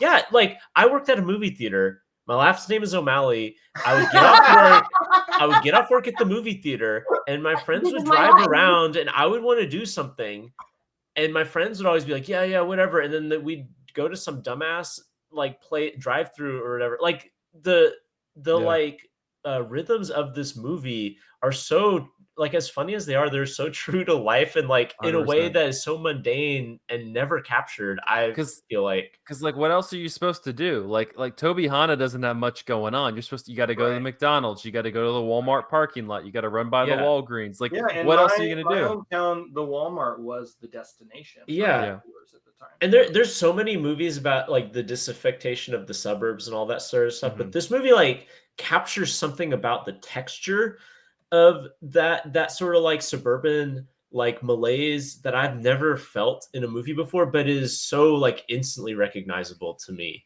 And I think that ultimately is what makes this movie great. This is my number 2 movie of the year. And I think if we had all made it our number 1, I bet you it would have been the number 1 on this. Maybe. It's number 1 in our hearts. I number love 1 in our hearts. Like the 3 of our hearts. I watched Rap World and then immediately like messaged quotes back and forth with Michael. Like that's what you got to do with Rap World. Poor Grace has probably heard us talk about Rap World between this and our Slack. Like now she seems sold on it. Now I'm like, okay, well, because at first I'm like, what the hell are you guys saying? It's like you're speaking another language. I'm like, what did I miss? And now I'm like at least a little interested. we had one day where it was just us sending Rap World quotes back to each other, and Grace What is just is there going, "What are you happening? talking about?" What is being said? When you watch it, you may be grateful that you were not a man in 2009. Yeah, I'm not it's a true. man. I'm sure you're already I'm grateful always you're not a so man in grateful. 2009. I watched it and I'm sorry I was a man in 2008, 2009. Yeah. Like, There are a I couple wasn't other even born then. I'm so young.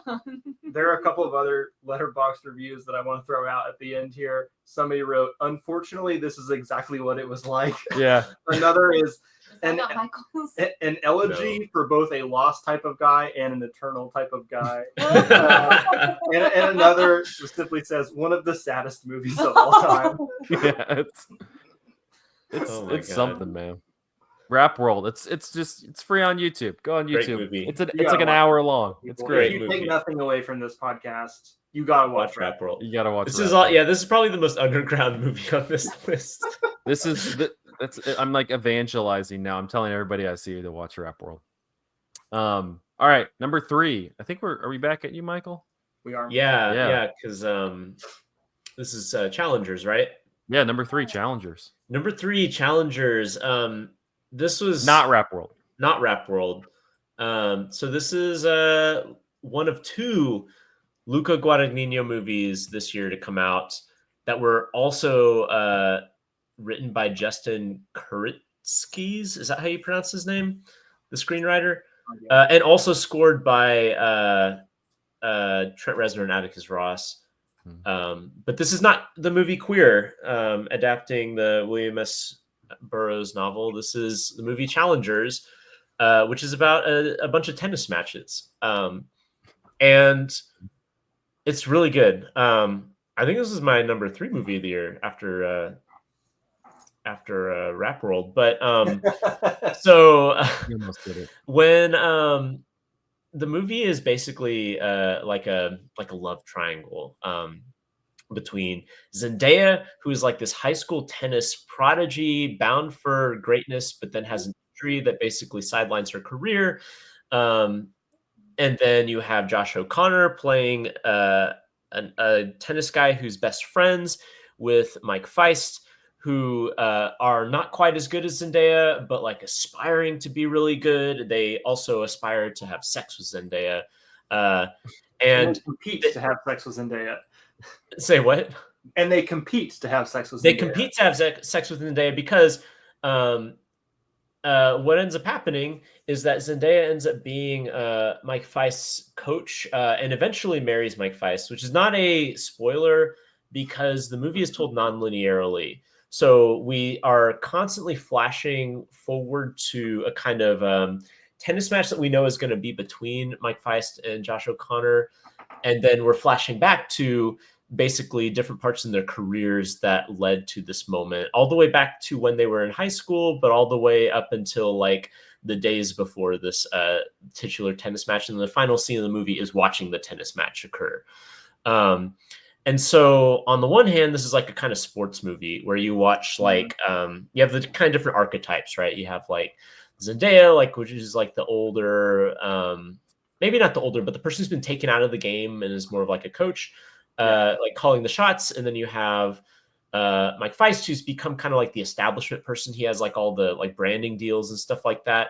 And then you have Josh O'Connor, who is this kind of hungry, scrappy guy who's also unpredictable and kind of unrefined in his style. So on the one hand, it's a sports movie. On the other hand, like I said, it is this love triangle, but it's also like this erotic movie about delayed gratification, because there's a scene very early in the movie that looks like it's going to be a threesome scene that ends up not. And it just is kind of like intentionally aborted right when it's about to get heavy by Zendaya. And the rest of the movie is this kind of delayed, like, when's the other shoe gonna drop, right? With that. And the way that this movie structurally lays those two types of movies on top of one another, where it is simultaneously the sports movie and simultaneously the kind of erotic delayed gratification movie, and the way that those things work in concert with one another is just very cool. And it leads to, I think, the single greatest like ending of any movie this year, because when it finally like pays off in like maybe the last 10 minutes of the movie. Like the last scene of this movie is it just is such a banger. Like also though, you have the score, which is Trent Reznor, Atticus Ross basically doing like just like 4 on the floor, like techno, like a lot of synth arpeggios that just go so hard. Yeah, but like what's happening in the movie is you're hearing little snippets of this. It'll like the music will just start going like in the middle of some scene and then cut off. But then at the end of the movie, you hear the whole thing in the final scene. So like the score is simultaneously like giving you this like, you know, enormous like dopamine rush of like all the like musical stuff that's been like kind of seeded throughout the movie, and then you have the kind of erotic and tennis elements all working together. It's good, like it's really good, and it's just incredibly fun and incredibly propulsive. For this is also probably too long if I'm gonna make that critique, but like it doesn't really feel long while you're watching it though, because of that propulsive energy you're talking about. Yeah, and also like I think all 3 central performances are great. I know when we talked about this movie last, Zach, I think you were skeptical about Zendaya being like an older person, like acting like a mother and stuff like that. She's not that much older than them. I mean, I guess you do see. Well, no, she's not. She's not meant to be older than them. It's just that she's meant to be both, like playing both a high schooler at one point in the movie and also like a mother in her 30s or something. And like I think believable. I don't think that she's super believable as a mother, but that's also because she seems to be kind of like disinterested in motherhood in general. Like there's a couple scenes with their kid in it, and she's more interested in like the tennis stuff. And so I think for me, that works for me, that Zendaya doesn't scan as like I don't know, she doesn't look like a parent, like whatever. She barely is a parent in this movie because like her whole life is subsumed by recapturing what she lost from her tennis injury and using Mike Feist as like the vehicle for her to like live vicariously through. And when he can't do that, maybe using Josh O'Connor too. And then the 2 of them are like, you know, navigating that. Well, she's trying to live vicariously through Mike Feist, but he's like he's unable to like get over the hump because when he has the falling out with Josh O'Connor, like that takes like a piece of him out. So what you were describing at the end is them finally coming back whole together, which will lead him to the promised land that she wants.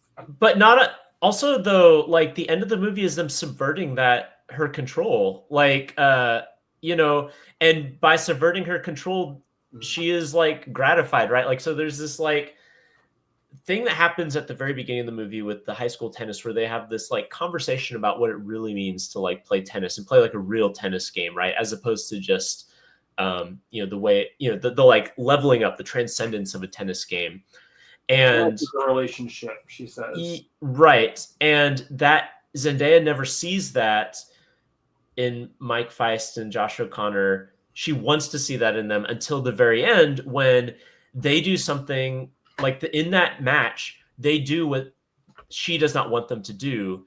And in doing so, actually does that, like create that transcendent tennis game that she is then gratified by and like thinks is amazing. Like it's just this incredible ending of the movie. I'm sorry, like I love the title of this movie because I feel like it's the key to understanding the whole thing. Like these people don't really love tennis and they don't really love each other. What they love is competition. They love challenging each other. Because they dedicated their life to sports. Like that's kind of what sports is, right? It's like setting higher and higher goals for yourself, like measuring your skills against another competitor.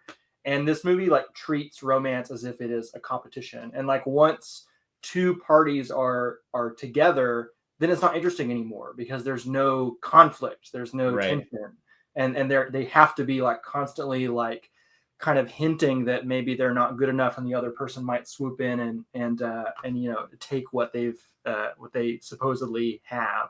And that thing, that drive that all of them have, that, you know,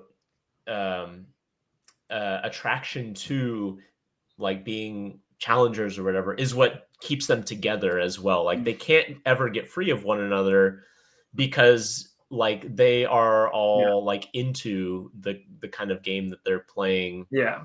It is a throuple relationship. Yeah. It's great. Mm-hmm. It is. And that score, that score is awesome. So hard. one of my favorite albums of the year. Also, worth making note of the fact that Luca Guadagnino tends to make movies that are pretty like, I don't know, arty and effete. And this is not that. This is like this is like a barn burner, crowd pleaser kind of movie.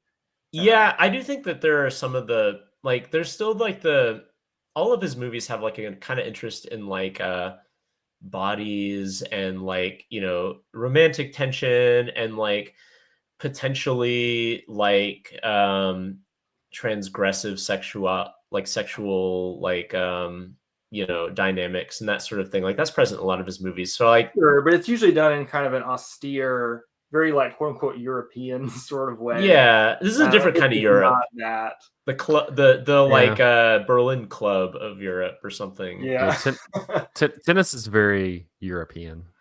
I do think like it's Nadine said this when she talked about this movie on the podcast, but Nadine wanted there to be a kind of tennis where you could cuss in it. And to be honest, I did not realize like that they policed the cussing in tennis until I saw this movie, because it's like a constant thing in the movie where someone will get mad and swear, and then they'll be like, you know, I can't remember what they say, like profanity, you know, whatever penalty that is. Good movie though. See it. Yeah. It's on Amazon Prime. Don't see it there. Okay, don't go see it there. Go see it anywhere else. Number two is Anora, directed by Sean Baker, who people may also know for The Flora Project, a big Oscar movie the year that came out. And Tangerine, kind of his breakout film that he shot on an iPhone. One of the first movies to do that, of note. But his new movie, Anora, it won the Palme d'Or at the Cannes Film Festival, pretty much the most prestigious prize any movie can win. And Palme d'Or winners tend to be fairly polarizing. You know, they're always doing something really interesting, but not necessarily something that is going to appeal to everybody. They're movies that take big swings. And this movie, I think, is a little bit more crowd-pleasing than a lot of Palme d'Or winners, but it has proved to be somewhat of a contentious movie, because there have been plenty of people who take against it for a lot of the same reasons that they've taken against earlier Sean Baker movies. But kind of like Andrea Arnold, who I was talking about with Bird, he tends to write about characters that are kind of existing on the margins of society one way or another. A lot of people who do sex work kind of show up again and again throughout his movies. And he takes this very almost like documentarian approach to telling these stories, where he's usually doing a lot of street casting, casting non-actors, and also working with those actors to write the movie and allowing them to kind of like write their roles. I think that the two trans women who star in Tangerine are kind of the best example of this. In his movie Anora, this stars Mikey Madison, who's a little bit more of a star than he tends to work with in the past. She plays a dancer, a stripper at this, very high-end strip club called Headquarters, I believe. And it is it starts as kind of like a workplace procedural sort of movie. The opening montage is just all of these disconnected snippets of the way in which she engages with clients, and the way to which she's kind of expected to and has to engage with clients as part of like the hustle of what she does. And it very quickly turns into what seems like maybe a bit of a whirlwind romance, She gets this very unique client played by, I'm not going to pronounce this guy's name, Mark Edelstein, maybe. He is the son of a Russian oligarch. Though she does not know that he's the son of a Russian oligarch when she first meets him, they instantly connect because she's Russian and she speaks Russian, and she finally has somebody that she can speak to in her own language. And this guy is can speak to in his own language. Oh, that's so true. It's I don't think that it's a immediate connection. It's she is someone that I can pay to speak to me in my language. Right. So no, yeah, very good distinction. They're kind of like not quite talking the same, or not quite connecting on the same level as one another. Because she'll still speak in a little bit of English, and he'll only speak in Russian. Right. And this relationship starts as a very transactional relationship. He pays her to be his girlfriend for a week, and so she takes off work, saying to her boss, like, once you give me health insurance, you can tell me when I can and cannot work. So there's always kind of an eye in Sean Baker's movies to like the economic struggle of people living in the worlds that he's depicting. But it seems to be going in more of like a genuinely romantic direction when he proposes to her, and this seems like her meal ticket. Like on one level, this is her being an operator, is her being a hustler. She's trying to find a way to not have to work anymore, not have to work the conditions that she's had to work. But also she does kind of have a bit of a crush on this guy, despite the fact that he is, a real juvenile little shit. And he proves himself to be a juvenile little shit when his dad, the oligarch, finds out about the fact that his son has married a quote unquote whore, which is how they refer to her for the rest of the movie. The various folks who come to try to split up their marriage, and this guy just bounces. He does not want to be a part of what's going on with his parents at all, and so he just kind of like takes his money and runs off. And the rest of the movie, once you get to close to the halfway point, becomes this like really hectic cat and mouse chase where they're trying to track this little boy down, and it is really chaotic and really funny in the way that a lot of Sean Baker's movies tend to be. They're kind of stress comedies. I would also compare them to the work of the Safdie brothers. People might know from Uncut Gems and Good Time. Those are movies that are very funny if you're able to kind of withstand the wavelength they're working on, but it is a really high tension wavelength. So this is a movie that kind of presents itself to you as a romance, and there's a bit of a rug pull and a genre switch, and it becomes something else entirely. And the whole movie kind of like has a hidden second layer to it. Once you get to the end and you recognize there's kind of another relationship that is just as central to the movie as the one that I've been describing. I'm excited to go back and rewatch this movie with an eye towards that relationship. But fantastic movie, really, really good time, I gotta say. Very funny. So it's like bubbling with frenetic energy. I mentioned that it starts with this like montage sequence of just Mikey Madsen at work. And there are a lot of montage sequences like that, especially in the first half, where it seems like she's just riding this high of like, being around this guy that she enjoys the company of, who has just like infinite money. And we're just like smash cutting from like one very high class bar or restaurant to another, going to carnivals and casinos, and the whole world is one big casino when she's hanging out with this dude. Grace, did you get to see this a second time, like when it came out? No, I didn't catch it a second time. I had just seen it the one. It's gonna come back to Central, and I'd like to see it again. I had a lot of my girlfriends really enjoyed it, and then one of my friends' boyfriend is such a huge fan of Sean Baker, Mhm. and this film was very important to him and to her.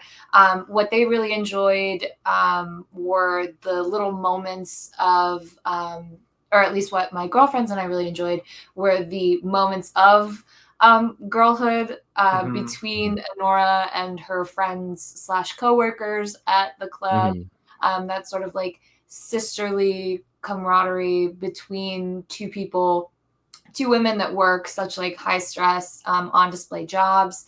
That felt very familiar and very comfortable and depicted in such a way that it's, you know, very, very lived in, these very lived in experiences that we all kind of latch onto. But what I remember being so taken by was really Mikey Madsen. I mean, she's a knockout. She's a standout. She's incredible. And for every moment that she's speaking in that really great, I mean, New York accent, there's a moment of quiet exhaustion of just like a hard life of hustling, and it's like Cinderella, and here's Prince Charming. The shoe fits, and she even has this fantasy. She's talking about, we're gonna do the wedding, we're gonna go down to Disney World, it's gonna be perfect, like we're gonna stay in the castle and everything.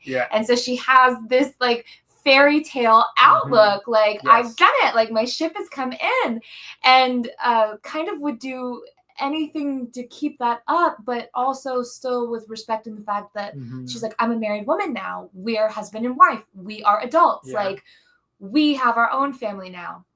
These people, like your parents can't talk to you that way because you're a grown man and I'm a grown woman and we're in love and we are married. But her moments, those moments where the camera focuses on her and she's quiet, she's sad, she's pensive, and those moments where another character notices those moments of like quiet anguish that she's so able to, that she portrays like so stunningly and so vulnerably.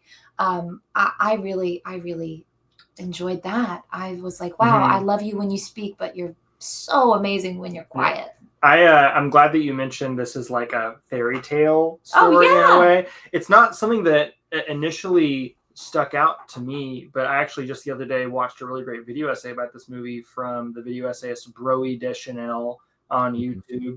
People go subscribe to Broe Deschanel. Great film criticism. I hear a lot about that. But she made this video essay called "Why Honora is the Disney Princess We Need," and she kind of like reinterprets the movie through the lens of Disney princess stories. You know, somebody marrying into royalty to get their happily ever after kind of thing.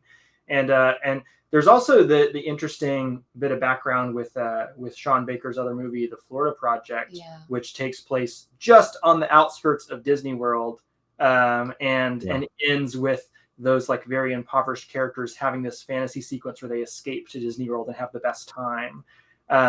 There's an undercurrent of that in Honora, but this is much more real, much more grounded in terms of where it ends up going. It's this really impressive balancing of tone, where you know the circumstances that are being depicted are pretty unpleasant in a lot of ways, but there's also this great sense of levity to the movie and great sense of like fantasy and escapism to it as well. So I think this movie will probably get a re-release come Oscar season, because this is going to be an Oscar movie. And if you get a chance to see it in the theater, you should definitely go see it in the theater, because it is. No, it's a good time. Yeah. It was my favorite coming at a TIFF. It was great. All right. Our number one. Moments here. Rap World. Toby Hanna, go to Benny Hanna. No, our number one movie is I Saw the TV Glow. Yeah. Which, honestly, if you like listen to the podcast all year, that kind of was an obvious one. Did all four of us put this as number one? I did. I did. We did. Man, Rap World never had a chance. Rap World, it was very tempting, but I gave it to I Saw the TV Glow. Yeah. Rap World, it was just like you just saw like TV Glow, and then it was just me, Andrew, and Michael going Rap World, Rap World, Rap World. for those who have not seen I Saw the TV Go, this is the latest from Jane Schoenbrunn, who did Let's All Go to the World's Fair. Is that the We're all going to the World's Fair. We're all going to the World's Fair. Did which that is make also our top 10 the year that came out? It did. I remember you talked about it. It was a really small release. Did it? I don't think it did. Or maybe it made your honorable mention, but I remember there were a lot of listening talk. to it, and you, it Andrew, talked about it, and you talked about because I saw it after it. I saw it later than when it came out. Same for me. But I Saw the TV Glow. This one it follows Owen, who later is played by Justice Smith, but is initially like played younger by a younger actor. And you pick him up, and he's like in middle school. He's trying to kind of make it through life. This one, they've joked that Rap World and I Saw the TV Glow live in the same universe, and it kind of, I think, to a degree, it kind of does. Like Connor O'Malley is working at a theater. Yeah, Connor O'Malley's in both, and it also is very much about like suburbia. Around the time, pretty much around the same time. But Owen, he lives in the suburbs. He seems a little bit closer with his mom. He seems very like distance from his dad, who's played by Fred Durst. Yeah, amazing Fred Durst appearance. And amazingly photographed. You almost never see this man's face. It is always like this just a silhouette behind him. Yeah, you're looking at the back of his head. But it seems like he clearly kind of he's in charge here, and the mom is just kind of she tries to reach out to Owen, but Owen really is very much on like an island all by himself, and he doesn't seem to have a ton of friends. But he comes across one day this show called The Pink Opaque, which for folks who haven't seen it, it's very much like a Buffy the Vampire Slayer show, something that you would Twin Peaks, something you would see like late at night on like Nick at Night or something like that. Like, it's just some very like 90s teenage sci-fi kind of thing.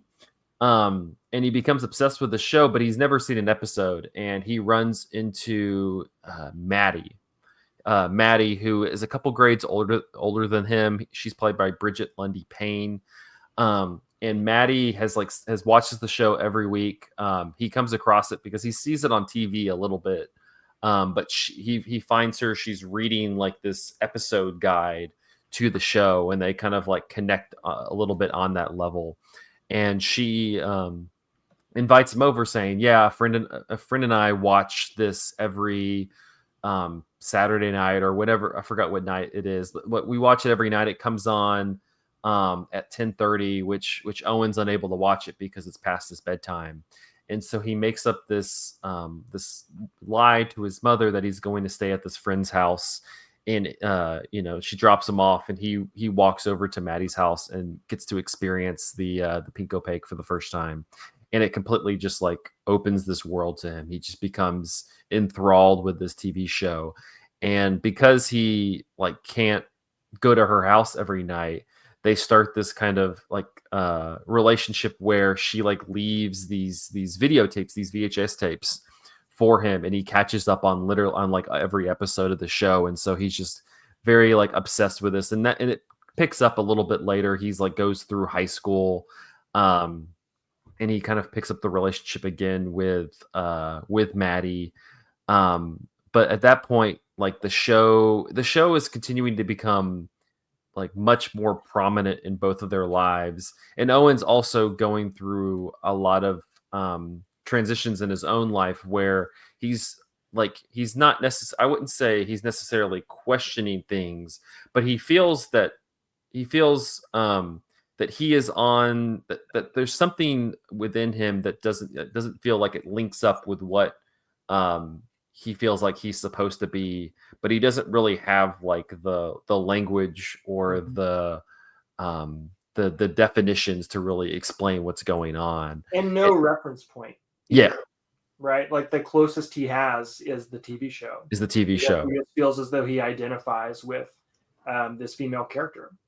And the last part of like the log line I'll leave is like this show becomes like he continues to get older. Maddie runs away from home, and then she shows up like one day many years later, and is kind of telling him that this show is much more prominent in their lives. It's not just a TV show; it's something more, and that kind of becomes very much a fork in the road for Owen in his life, and where he wants to go. This was one, I forgot when this came out. I think it was like April or March or April or something like that. Right around there. And it was kind of a perfect setting. I was at like the micro cinema here in Charlotte at the IPH. So it's like 17 seats, like the screen's just like right there. It very much felt like I was sitting in front of like a TV, like with a VHS player and stuff like Owen is like, in this, and it kind of was just like the perfect atmosphere. And it's a movie that, it's hard. I think a little bit hard to like firmly nail down and define it. It's not a genre movie, really. No, it's like you can't be like, oh, it's like this. Oh, it's like it's very like it's kind of working between. It's kind of like working like in this in between space. And to me, I find that to be the most fascinating part of it. Like it's like you can never nail it down, and I kind of like that you're unable. It's constantly. It seems to be constantly evolving and constantly flowing in this realm that I'm just like I don't really link up to. And it's this kind of trans exploration that I just found to be really moving and really, really moving. Like this is not an experience that I've ever dealt with, whether myself or anybody super close to me. So it's something that's, to a degree, like the feelings and the emotions and what Owen is like processing is very foreign to me. But like there was something that felt very very like sad and genuine and like mournful, because for the bulk of this movie he's somebody who is never able to like feel complete in himself. And like as the movie continues on, and I think that a lot of people are unable to really parse what the ending kind of are like, what's going on with this ending. And the ending honestly is just heartbreaking and tragic, because it's just this life lived without being ever able to like did I make a mistake with by not following Maddie and following through with what she said I should have been doing. Instead I rejected it, and now I'm just existing, but it's a hollow existence. Like I've left part of myself back there.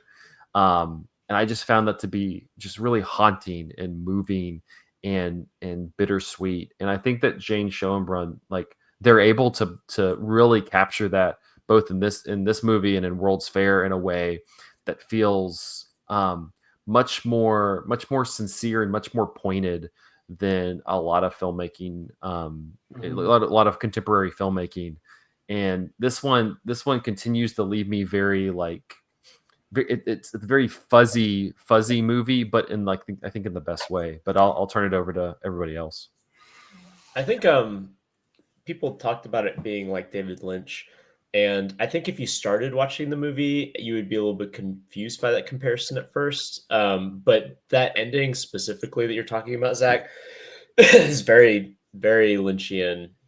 Like once Maddie comes back onward, and you deal with this, it's a real like it's not the same kind of movie, but in terms of like the structure of the movie, and then like the kind of the tone that the movie takes afterwards, like it's a real Mulholland Drive like kind of pivot, and has that same sort of like waking nightmare feel that the back half of Mulholland Drive has. Well, and also like when it's introduced, like they go to like this bar that feels like it's in the middle of nowhere, and you have like the bar is like basically yeah.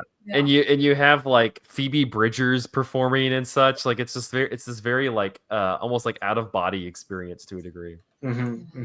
Yeah, amazing. I think also, as much as this becomes a metaphor in the movie, I think on the face of it, a lot of the movie is about someone finding a lot of emotional resonance in a media property, and I think that that's honestly like one of the reasons why this movie has caught on so much with like cinephiles, because like I mean that is like a core part of like a lot of people's experiences, that when you're young there's something either a TV show or a movie that like turns you on to like how resonant and meaningful television can be, or a film can be, or something like that, and it kind of consumes you or shapes who you become.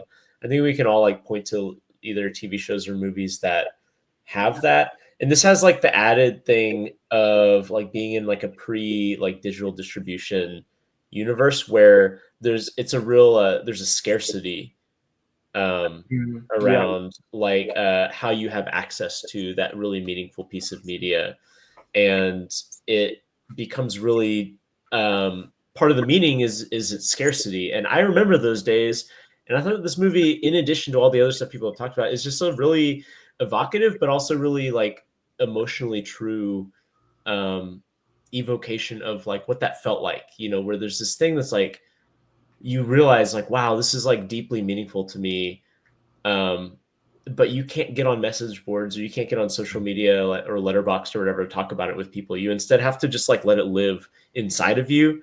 It feels like you're being visited by some sort of ghostly presence whenever you like come across something. Like I remember we talked about it on the episode where we did on Interstellar 5555, the Daft Punk movie. Like I remember seeing the video for One More Time by Daft Punk on like, I don't remember. I think it was probably Cartoon Network because they do Toonami, and like having no idea what that was until years later.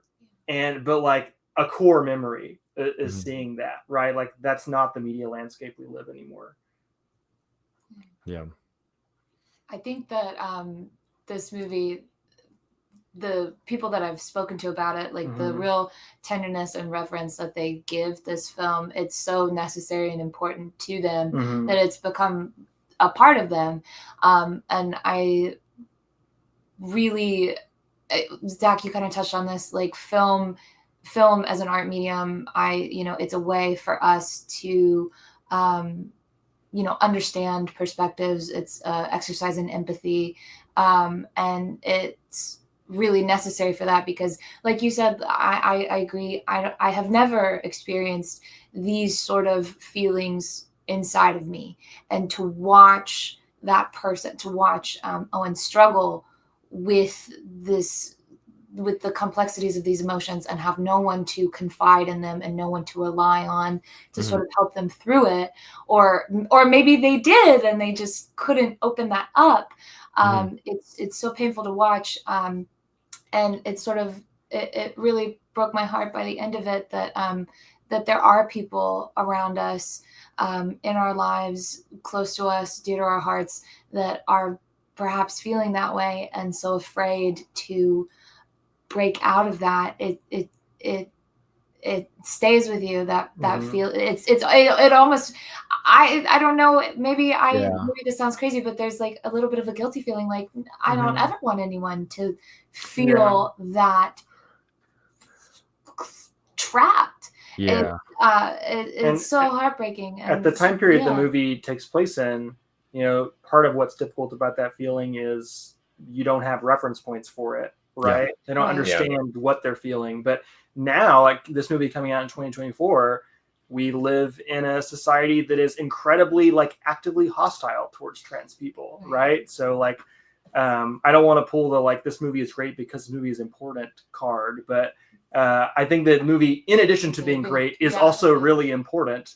This is like gonna be a lot of people's first exposure to ideas about transgenderism. Well, especially it's for also young kids. Like this is going to be a huge movie for a lot of people. Well, it's also like kind of going back to the point of like Owen has no reference points. Like this is in 2024. It's also like if you're curious about something, you can find information just through the internet or just like vast.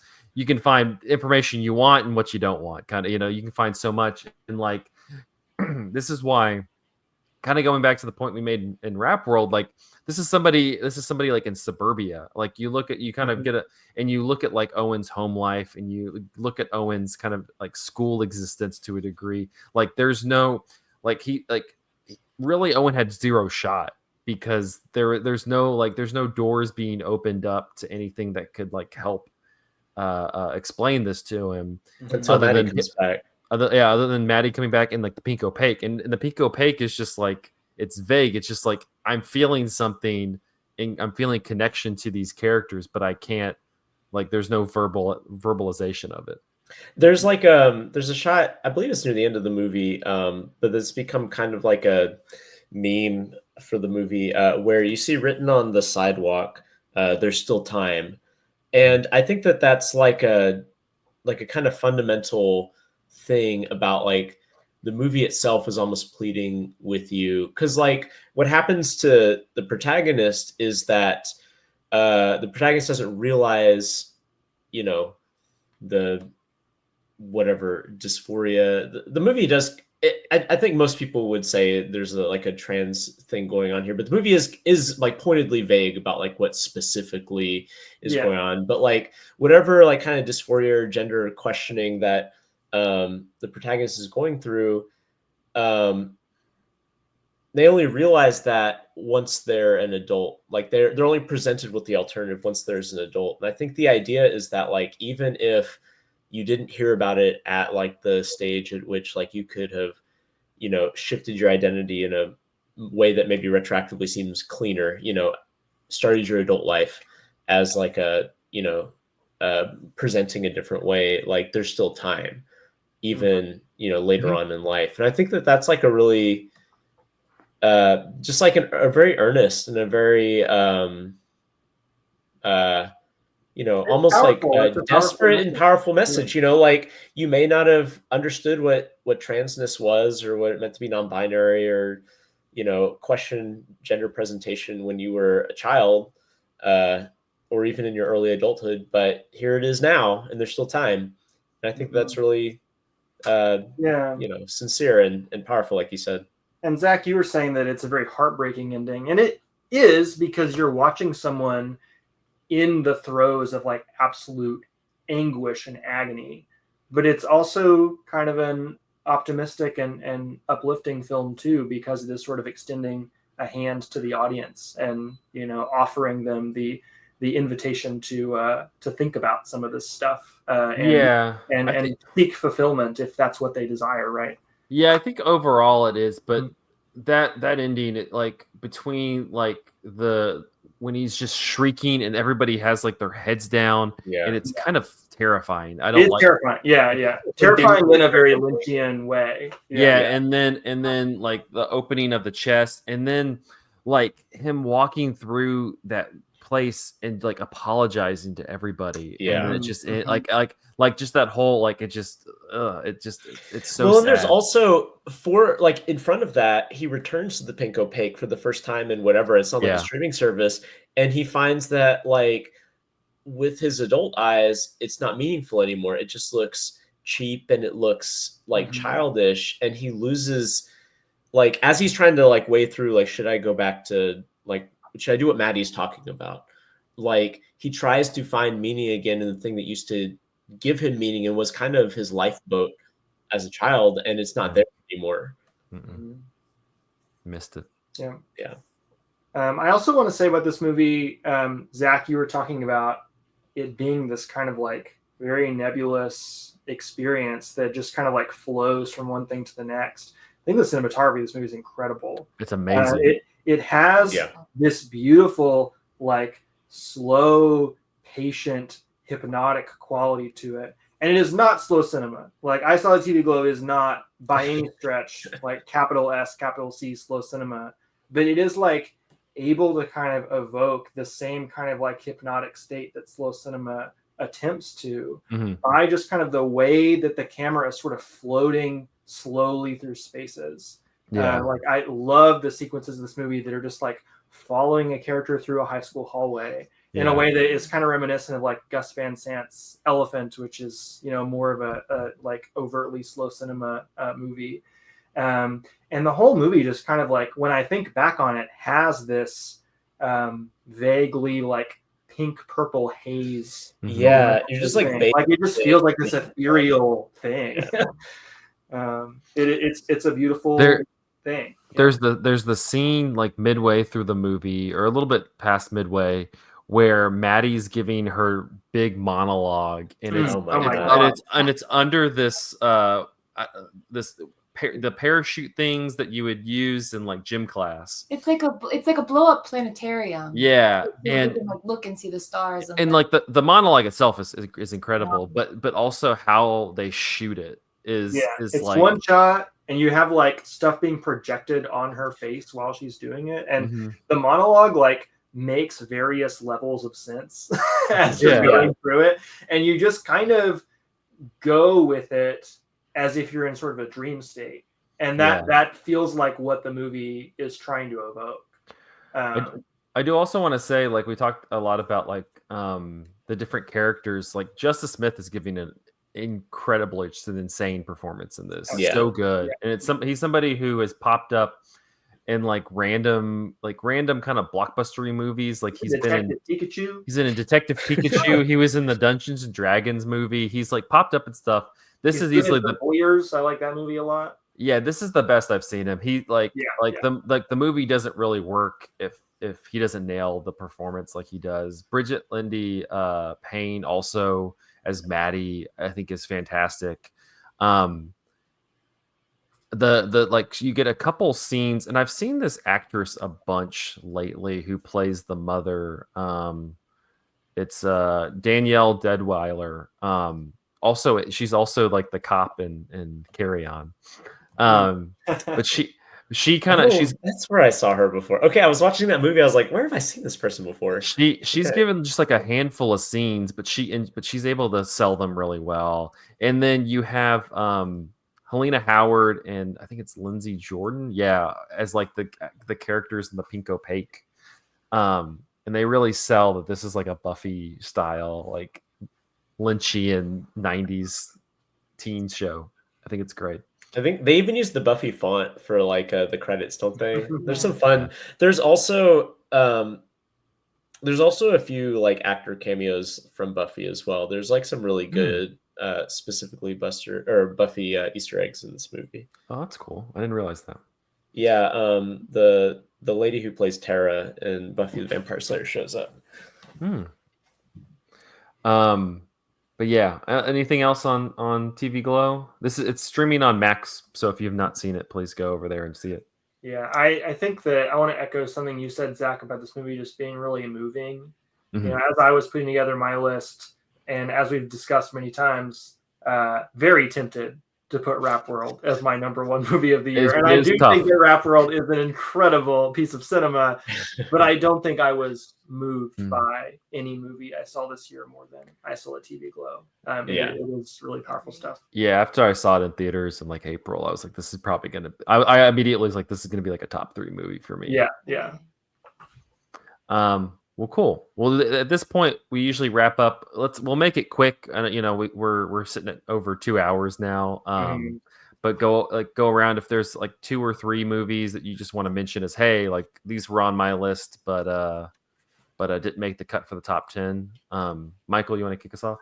Well, I already mentioned earlier, Furiosa was a movie that I know a lot of us kind of saw it, and we knew it wasn't going to be Mad Max Fury Road, but I think that inevitably colored how I viewed it and when it first came out. And I gotta admit, like as I was thinking back on Furiosa, I couldn't remember why I didn't like it more than I did. All I could remember were the awesome parts, and there are quite a few awesome parts. I've not rewatched Furiosa, awesome. But the first like. I don't know. I saw this in the theater, so I don't know the time. But like the first couple chapters, which this movie is divided very like self-consciously into chapters. The first couple chapters are incredible. Like Furiosa gets like kidnapped from the like Thunderdome like kids' place where they are. I don't know, at the beginning of the movie. The green place. And she gets a woman from the green place chases her kidnapper, and that's an amazing sequence. Yeah. Like there's just so many amazing sequences. The ending of this movie is incredible too. When Furiosa finally gets her like moment of revenge, or she thinks she will.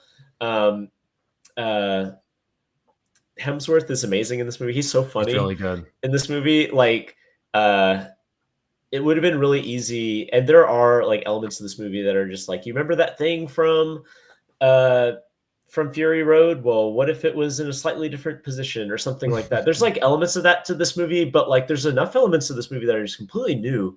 Like Chris Hemsworth's just kind of like man-child, like self-styled like Roman general guy is just so funny, but also like really kind of frightening in the way that Mad Max villains tend to be.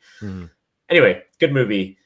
More people should have saw it. It's on Netflix now if you want to see it again. The other one I'll quickly highlight, which has been highlighted before on here, and also we had the director of this movie on, I think it was last episode of Cinematary, but Angel of Light by Crew Smith. I saw it after our episode with Crew.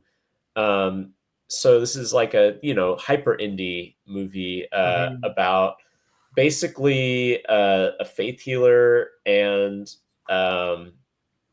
this used car salesman are in like a struggle for power over this man's household. And it kind of spins out from there. And I thought it was really good. I mean, I went into it expecting I would like it given the premise, but it exceeded my expectations to the point where I considered putting it on my top 10 because it's really good. And I think it has a kind of central preoccupation with like what would be called like a testimony in if you're an evangelical, which is like you tell the story of your life in a way that shows how like God has like saved you and redeemed you.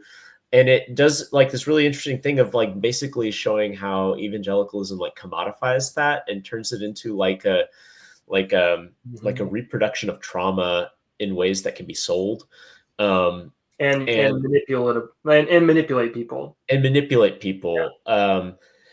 It's also a really funny movie at times, and a really exciting movie. I like it. I hope Crew gets to make more movies. I agree. Yeah, absolutely. Grace? The Last Showgirl. Yay. That was my favorite from TIFF. It was also so Substance was your favorite from TIFF. They were both my favorite in different ways. I can't. It's hard to pick between my favorite child, especially my two favorite daughters. But The Substance and The Last Showgirl. The Last Showgirl. Pamela Anderson, Jamie Lee Curtis, Kiernan Shipka, Dave Bautista, and Brenda Song. And Billy Lord. Oh my God. Absolutely incredible. This beautiful showgirl, the last of her kind, rails against the end of her world as she knows it. This is a really great, I also wrote about this in TIFF coverage. This is a great double feature with The Substance as it is to establish women in their careers, that are subject to the ageism that comes with their careers in beauty or in some sort of a like voyeuristic sort of art. She's a dancer in a live nude show on the Las Vegas Strip. That is so outdated. They don't do that anymore. And she's this relic, but Pamela Anderson really imbues her character Shelley, with all of her lifetime experience as the end zone girl, like from her start, getting discovered on the jumbotron at like a Canadian football game, to Playboy, to being the wife of Tommy Lee, and then Kid Rock and everything. So she has a connection to this character who is whatever anybody needs her to be, which is a dancer, a beautiful object on stage. But she's not still married to Kid Rock, is she? No, okay. She's just not. checking. God. But there's such like a genuine, like, she is an artist. She and a really a very beautiful one, and one that has never really been given a fair shake. I think largely because of how she looks. I mean, she's a knockout, and they don't see that like artistic, streak, that current that runs underneath. So this was really a role for her to sink her teeth into, and to show that she can carry an emotional plot, that she can carry this messy, sort of childlike character that never had to grow up, that gave everything she had to give, sacrificed her life, sacrificed motherhood, sacrificed a real relationship with her child, and any sort of promise at growing further into her art. Like, she had settled so into this life, hoping that it would give her everything, give her life meaning. And, you know, what happens when something so comfortable, something so familiar, when the rug is pulled out from under you. I felt very close to this movie because I also felt like I knew all of the women in this. Like, I read the book too. Yeah, I read Pamela Anderson's book, Love, Pamela, and that really gave that really like deepened my connection to the film. But I felt like I knew these women, that, you know, their messy lives. These characters feel recognizable. I feel like I know a Jamie Lee Curtis, a compulsive gambler that always bets on herself, a young, scared young girl, Kiernan Shipka, trying to make a name for herself, or like make a life, and she strikes out on her own, and, you know, things don't really go according to plan, and you don't have that family to fall back on like you used to. And so it's messy, it's beautiful. Everything kind of has this like beautiful blue look to it. There's like soft diffuse lighting, sort of like stage lighting. Dave Bautista's phenomenal. He's the biggest thing on screen when compared to these, you know, small dance these petite dancers, but he also has like a real warmth that radiates from him. And there's this sort of he's comfortable around these women, and he's like a safe space for them. But it's phenomenal. I count this as a 2024 release. It premiered at TIFF, even though it's Has it not gone wide yet? It's going wide now. It's played in New York and LA. It's played in New York and LA, and it's played in Toronto. And so please go see it if you have any interest, any curiosity. Wow, Pamela Anderson in a serious movie. Mm-hmm. I'll believe it when I see it, and you will. You will be a believer. All right. Pamela, if you're watching, I believe in you. She watches everyone. All right. Looking at mine, I got two. My number 3 movie of the year, I don't think anybody else saw it. I actually just caught it a couple of weeks ago and was blown away. And that's Close Your Eyes, which is the latest film from Spanish director Victor Erice. Oh, the Spirit of the Beehive guy. Yeah, that was playing at TIFF, but it's like 3 hours, so I didn't see it. It's like 3 hours, but yeah, he this is his first movie in like 31 years. And the synopsis is you're following this. Well, the movie begins and it's like this scene between this wealthy person and this guy he's hired to go and search for his long lost daughter, and it's this long played out scene. It's very beautiful. And then you find out that that's just a scene from a movie. And the actual movie is set in like modern day Spain. And this director who was making this movie, he kind of had a career going for himself. He had made one previous feature, and then he made this one.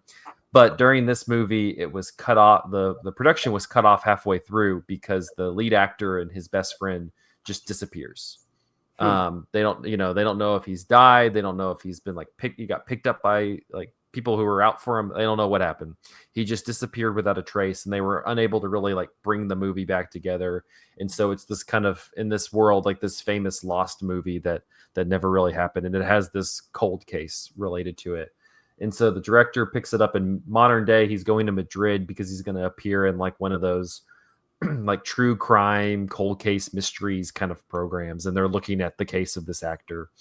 And so it kind of like bubbles up this whole part of his life that he's kind of left to the side. At this point, he's living way outside of the city. He's living like on the coast. Honestly, it seems like a great life. He's living on the coast. He has a dog. He like has like a little vegetable garden, and he just fishes all day. Like, it seems great, but he's very like away from like the cinematic and academic pursuits that he had when he was there, and he was in the city with his friend. And so the whole program kind of bubbles up this life of his that he kind of has left behind, and it sparks him to start kind of digging deeper into like what happened with his friend. And it's just this wonderful reflection on like on what movies can kind of capture. Like it's a very much like a cinema fans movie Which because it's Fear the Beehive does too. It's about yeah. the girl's relationship with the movie Frankenstein and how it like traumatizes her. Well, this is like, this person in his life is like, this was his best friend and he's disappeared. He doesn't know where like whatever happened to him, but his friend is still just like encased in these few moments on film, and he's capturing him like at that, like how he kind of remembers him. And it's also just how film can kind of like, and it captures these people at different points in their life. You don't really, you don't have any like background information on what this person's dealing with at this time and place, but it's just like this character on screen, and it's larger than life because it's on the movie screen. And it like does it like revisiting that kind of stuff does that to, like does something to people, people who knew the, and so it kind of just creates these different reactions, and it really ruminates on that. I found it to be just a really, it just was, it's a movie that's kind of stuck with me. I've been thinking about it a lot since. It's long, but I didn't feel like it moved along pretty smoothly. And it just very much is like it's a champion for like the power of like, film, like physical film, and like archiving, and just why there's something so magical about like being like just captured on screen. So Close Your Eyes, I rented it on Amazon for like $5. I recommend checking that out. The other one I wanted to talk about it was distributed this year. I saw it at TIFF in 2023, and that's Ryusuke Hamaguchi's Evil Does Not Exist. I really want to catch up with this movie. It seems great. It's on Criterion Channel right now. It's definitely not as like, like showy as like Drive My Car. I mean, that one was like in the Oscars and everything, but this one, it follows this small Japanese mountain town. You have this company that's coming in and wanting to set up a glamping site, but of course they just kind of are barreling through all of that, and the town has like, and the villagers have like issues with like how they're planning to like set up this site and how it'll affect like the day-to-day of their lives. And it's just like this, I mean, Hamaguchi, I kind of feel like he's one of the best ones doing it right now. Like he's just really good. This one, it becomes kind of like this daydream, like idyllic cottagecore, like mountain living for this long amount of time. And then the second half of this movie becomes something entirely different.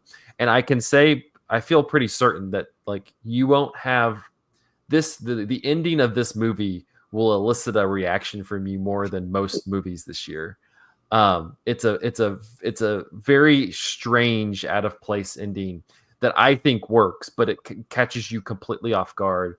And the worst thing you can do is see this movie and then have nobody to talk about it with. Which that's your situation, right? I was going to say, that was my situation at TIFF. It was awful.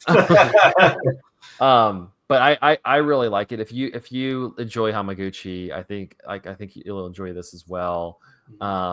Yeah, Evil Does Not Exist. Nice evil, capitalism is evil movie. All right. Well, yeah, Andrew. As the last person in rotation, I will briefly stump for Baby Ferratu, the hottest double feature of the year, to go see Robert Eggers' Nosferatu and Baby Girl by Helena Regin. I'm not really sure how to pronounce her name, but I'll start with that one. This is the director of Bodies, Bodies, Bodies. Came out a couple years ago. Really fun little like teen thriller. Baby Girl is like considerably more ambitious than that movie, and it's really not what I expected from this director, but it's fantastic. It is kind of a romance movie between a character played by Nicole Kidman, who's essentially playing like the CEO of Amazon, as Amazon is like moving into a new phase of automation in its factories. It's a relationship between her and a character played by Harris Dickinson, who people might know from The Iron Claw. But he's playing an intern in her company. So it is a very problematic power dynamic that they have, but it's also a movie about power dynamics. They very quickly recognize that they have this magnetic pull to one another, specifically to have this very explicitly sub-dom kinky relationship.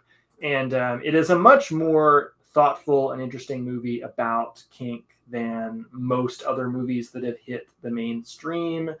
It is a movie that is not, it is not like a perfect squeaky clean representation of like the way people should engage in relationships, but it is a movie that is intentionally thought-provoking and will leave you, having thoughts about, what kinds of relationships are and are not healthy.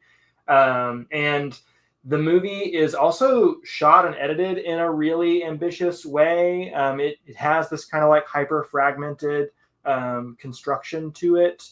And the sound design is really interesting, where like you are so often hearing things that are not on screen and your brain is just kind of having to like put all these different pieces together.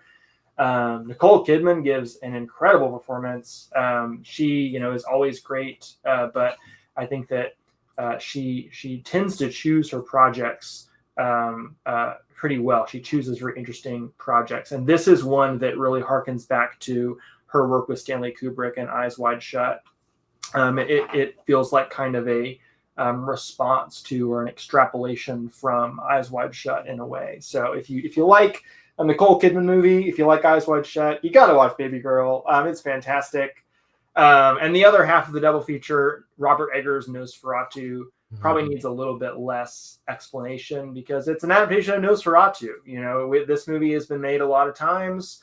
From the F.W. Murnau silent classic from the 1920s that we almost lost forever when Bram Stoker's estate tried to get it disappeared for plagiarism from plagiarizing Dracula, which it did.